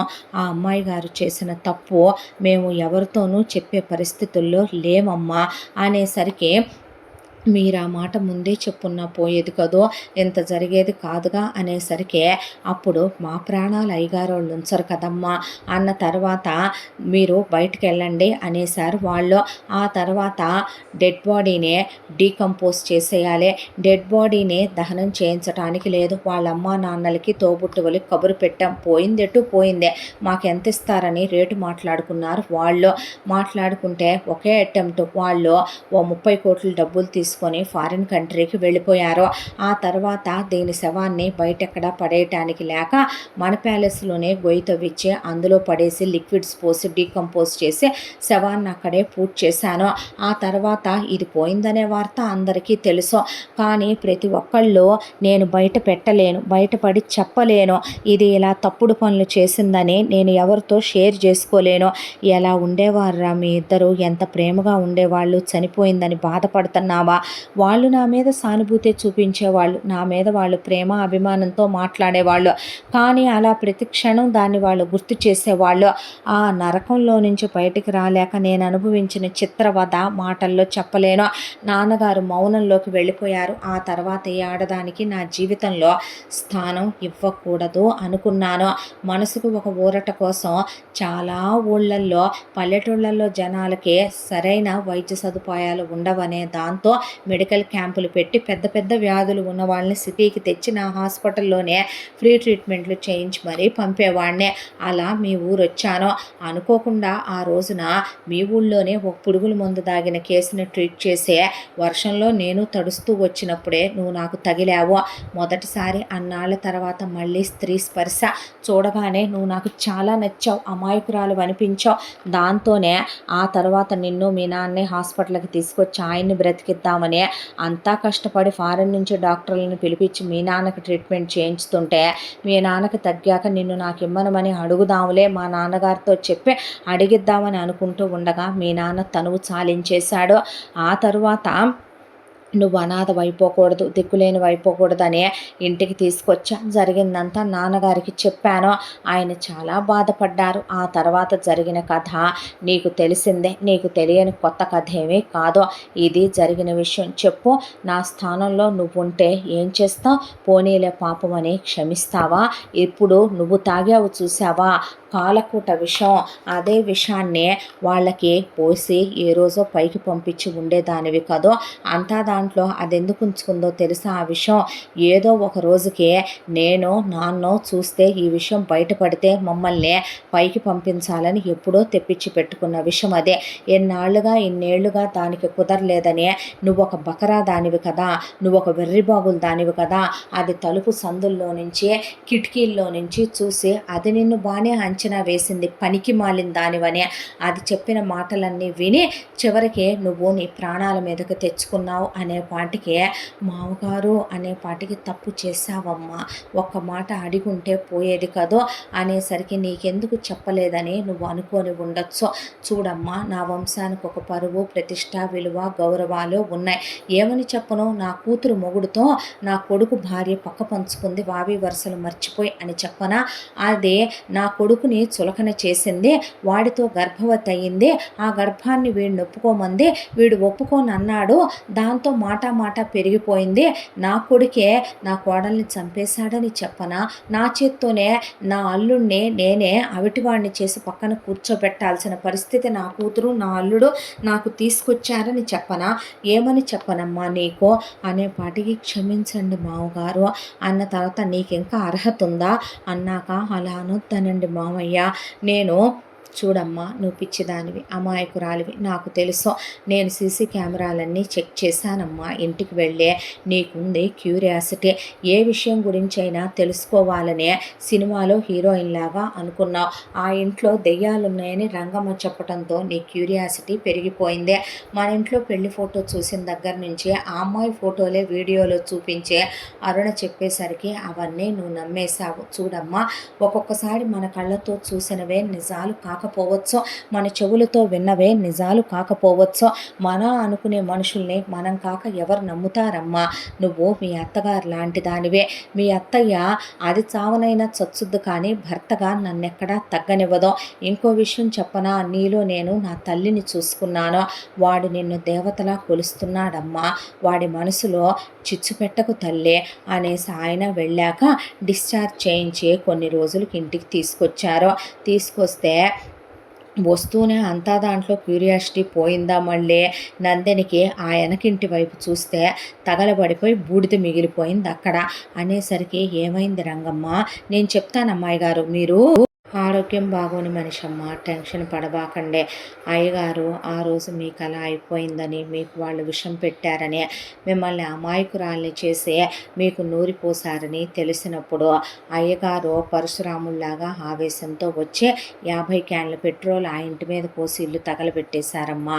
మరి లోపల మనుషులు, అమ్మాయి గారు ఇల్లు తగలబడిపోతే మనుషులు తగలబడరా అమ్మా అన్న తర్వాత, అవును కదో, నువ్వు నాతో ముందే చెప్పలేదే రంగమ్మ ఇలా జరిగినాయి అని. అప్పుడు రంగమ్మ కూడా ఆ మంటల్లోనే ఉండేది కదమ్మాయి గారు. ఇంక ఇంట్లో ఏ రహస్యాలు లేవమ్మా, మీరన్నిటినీ మర్చిపోయి ప్రశాంతంగా ఉండరు, మీకు దండం పెడతానమ్మా నేను అంద రంగమ్మ. ఆ తర్వాత తీసుకొచ్చాక మాట్లాడించట్లేదు విశ్వ, నువ్వు ఇలా మాట్లాడకుండా ఉంటే నేను చచ్చిపోతాను అనేసరికి, పిచ్చి మాటలు మాట్లాడావంటే చెంప పగులుద్దనే విశ్వ చెయ్యెత్తేసరికి, విశ్వ అనేసరికి, చూడండి నాన్న అంటే తప్పు కదమ్మా, నువ్వు మాట్లాడిన మాట అలా అనొచ్చా? నువ్వు చనిపోతే వాడు నేను ఏమైపోతామమ్మా? నా తల్లి నన్ను వదిలి వెళ్ళిపోయి మళ్ళీ నీలా వచ్చిందనుకుంటున్నాను. నువ్వు వెళ్ళిపోతావా అమ్మా? తప్పు కదూ నువ్వు మాట్లాడిన మాట, అలా తిట్టొద్దానండి మావయ్య, మాట్లాడమనండి, మాట్లాడే నాకు ఎంత ప్రేమో ఎంత ఇష్టమో తెలియదా మీకు అనేసరికి, అవునవును, మొగుడికి విషం పెడదాం అనుకున్న పెళ్ళానివే, అది నేనే తాగాను తప్ప నీకేమీ నేను ఇవ్వలేదులే, అలా దెప్పకు నన్ను అన్న తర్వాత అంతా దాంట్లో భార్యకి ఆ అబ్బాయి దగ్గరుండి హాస్పిటల్కి వెళ్ళటం కూడా మానుకొని నిద్రాహారాలు మాని అమ్మాయికి స్నానాలు చేయించడం, అమ్మాయి డ్రెస్సింగ్ చేసుకోవటం, ఒకవైపున అమ్మాయికి మందులు వేసుకోవటం, ఆక్సిజన్ చూసుకోవటం, వాళ్ళంతా తీగలు పెట్టుంటే ఆ అమ్మాయిని అలా చూసి చాలా బాధపడే, నిజం చెప్పుండాల్సిందిరా మనం కూడాను ఈ స్థితికి రాకుండా ఉండేదని ఆయన వచ్చి గంటలు కూర్చోవటం, హోమాలు, యజ్ఞాలు, యాగాలు అవన్నీ చేయించటం, ఆ తర్వాత ఆ ఉన్న తగలబడిపోయిన ఇంటి తాలూకా శిథిలాలన్నీ తీసేసి అక్కడ దేవుడి మందిరం కట్టి కట్టించేసి ఆ సమాధిని కూడా పూర్తిగా నార్మల్ చేసేసుకొచ్చేసి అదంతా పైన టైల్స్ పరిపించుకొచ్చి ఆ సమాధి మీద ఒక పెద్ద చెట్టు పెట్టించేశారు. ఆ తర్వాత అంతా ప్రశాంత పడిపోయింది. ఇల్లు ప్రశాంత పడిపోయి పూర్తిగా తగ్గిపోయింది. నందినికి సంవత్సరం, ఆ సంవత్సరం తర్వాత ఇంకో సంవత్సరం మళ్ళీ ఫిజికల్ ఫిట్నెస్, మళ్ళీ హెల్త్ కేరు, మెడికల్ కేరు 2 ఏళ్లకి నార్మల్ అయింది. అయిన తర్వాత భార్యని అప్పుడు దగ్గరికి తీసుకుని మళ్ళీ ఇద్దరు క్లోజ్ అయ్యి నార్మల్ అయిన ఇంటి పరిస్థితుల్లో నాకు పిల్లలు పుట్టట్లేదేంటి అని ఆ తర్వాత 4-5 ఏళ్ళు గడిచిపోయినా తన తల్లి కావట్లేదని నందిని అడిగితే, నీతో నేను కొన్ని విషయాలు చెప్పకూడదనుకున్నా, నీకు మనశ్శాంతి ఉండదుగా, చెప్పకపోతే ఆ రోజు నువ్వు తాగిన పాయిజను డైరెక్ట్గా నీ ఆర్గాన్స్ మీద పనిచేయడంతో పాటు నీ గర్భసంచి కూడా ఇన్ఫెక్ట్ అయ్యింది, బాగా డ్యామేజ్ అయింది. లెక్క ప్రకారం అయితే నీకు అది రిమూవ్ చేసేయాలి, కానీ నేను వీలైనంత వరకు సర్జరీలు చేయించి దాన్ని తీయకుండా ఆపాను. నీకు అండాలు రిలీజ్ అవుతాయి తప్ప నువ్వు అమ్మగా బిడ్డను మోసి కనలేవు అనే పాటికి కుప్పకూలిపోయింది నందిని. ఆ తర్వాత నాకు పిల్లలు కావాలి అని మామగారిని మొగుడిని పట్టుకొని ఏడ్చేసేసరికి సరుగసికి ఒక అమ్మాయిని ఒప్పించి ఆ తర్వాత విశ్వస్పర్మ్, నందిని ఎగ్ 2 కలిపి ఆ అమ్మాయికి ఇచ్చి ఆ అమ్మాయి దాంట్లో నుంచి సరుగసిలో బేబీని డెవలప్ చేయించుకుంటే కమల పిల్లలు మగపిల్లలు పుట్టారు. నువ్వు కాబట్టే కదూ నన్ను క్షమించి నాతో కాపురం చేస్తున్నావు. ఇంకొకళ్ళు అయితే నన్ను గెంటేసి ఉండేవాళ్ళు కదో, చస్తే చచ్చానని వదిలేసి ఉండేవాళ్ళు కదో. నీలాంటి గొప్పవాడిని అర్థం చేసుకోలేను. పశువుని నిజంగా తిట్టయ్యా, నన్ను పశువుని తిట్టంటే నోర్మోయ్ అన్నాడు విశ్వ. ఆ తర్వాత పిల్లల్ని తీసుకెళ్ళి అత్తగారి సమాధి మీద పడుకోబెట్టి, అత్తయ్య మీ మనవళ్ళని ఆవిడకి చూపిస్తుంటే విశ్వ పక్కకి చూస్తుంటే, ఏంటి ఆ రోజు నేను హాస్పిటల్కి తీసుకెళ్ళటం లేట్ అయితే నీ హార్ట్కి కనుక ఆ పాయిజన్ ఎక్కేసి ఉంటే అమ్మ పక్కనే నెక్స్ట్ నీకే ఈ స్మృతివనంలో ప్లేస్ ఉండేదే అనేపాటికి, తిట్టబాకు నన్ను నువ్వు, పిల్లలు కూడా పెరిగి పెద్దవాళ్ళు అవుతున్నారు, ఇంకా ఎన్నేళ్ళు తిడతావు నువ్వు నన్ను అనేపాటికి, ఏం చేద్దాం, భార్యల్ని పిచ్చోళ్ళల్లా ప్రేమించేస్తామా, పెళ్ళాలు ఏం చేసినా గుండెల్లో నువ్వు అడిగిన మాటలు నా గుణపాల్లో గుచ్చుకుపోయినాయే. ఈరోజు కూడా నువ్వన్న మాటల ఈటెలు నన్ను పొడుస్తూనే ఉన్నాయి. ఎంత నమ్మకమో 2 ఏళ్ళు కాపురం చేసిన నా మీద నీకు. ఎవరో మొగుడు గురించి ఒక వీడియో చూపించి చెప్పగానే మొత్తం నమ్మేసి మొగుడికే విషం పెడదాం అనుకునేంత, ఆ విషం మళ్ళీ వాడికి పెడితే ఎక్కడ మళ్ళీ వాడిపోతే దెయ్యమై పట్టుకుంటాడోనని నువ్వే తాగేంత పిచ్చి మాటలు మాట్లాడుకో అనేసరికి, ఏం చేద్దాం, పెళ్ళాలను కొట్టలేం తిట్టలేం, పెళ్ళాన్ని వదిలేయలేం, ఆ సంస్కారాలు మా నాన్న నేర్పి పెంచలేదు, దాంతోనే ఇలా అంటే పర్వాలేదులే దెప్పుకో, నాకు అలవాటేలే, ఎన్నాళ్ళు అంటావో అను అన్నాక, విశ్వ ఇంకొదిలేరా అన్న తర్వాత, అదంతా దాంట్లో కూడా చూసావా నాన్న, నేను పోతే నువ్వేమైపోతావని అందేమో, నేను అనక్కర్లేదులే, ఆ విషయం నీకు తెలిసే అంటావులే నువ్వు నన్ను అన్న తర్వాత, ఇంకొదిలేరా అన్నాక సంతోషంగా పిల్లలు పెరిగి పెద్దవాళ్ళవుతూ ఆయన మనవళ్ళ ఆలనా పాలనా చూసుకుంటూ వీళ్ళని మాత్రం పద్ధతిగా పెంచు, నీలా తింగరి వాళ్ళగా కాదు అని నందినికి విశ్వ వార్నింగ్ ఇచ్చినట్టు చెప్పాడు. ఆ తర్వాత భార్య బిడ్డలతో సంతోషంగా విశ్వ జరిగిన విషయాలన్నీ మర్చిపోయి నార్మల్ అయ్యే ఆ ఇంటి కోడలుగా తన హోదాలో తను ఉంటూ నందినే తన వాళ్ళు ఏ ఆస్తులైతే పెట్టించుకున్నారో తన వంతు ఆస్తి కూడా వాళ్ళకే వదిలేసేయమనమని విశ్వ అంటే వదిలేసింది నందినే. ఆ తర్వాత ప్రశాంతంగా తన భర్తతో పిల్లలతో మామగారిని చూసుకుంటూ సుఖ సంతోషాలతో ఇలా ఆ అమ్మాయి జీవితం ఆనందంగా ఈ కథ సుఖాంతమైంది. ఇంతటితో ఈ కథ పూర్తే. మళ్ళీ మరొక మంచి కథతో కలుసుకుందాం. తప్పకుండా మన ఛానల్ని లైక్ చేయండి, షేర్ చేయండి, సబ్స్క్రైబ్ చేయండి, బెల్ ఐకాన్ క్లిక్ చేసి ఆల్ అనే బటన్ని ప్రెస్ చేయడం మర్చిపోకండి. ఇంత మంచి కథను మనకు అందించిన కథ రచయిత్రే సాయి లలిత గారు. మరో మంచి కథతో కలుసుకుందాం. Thank you so much.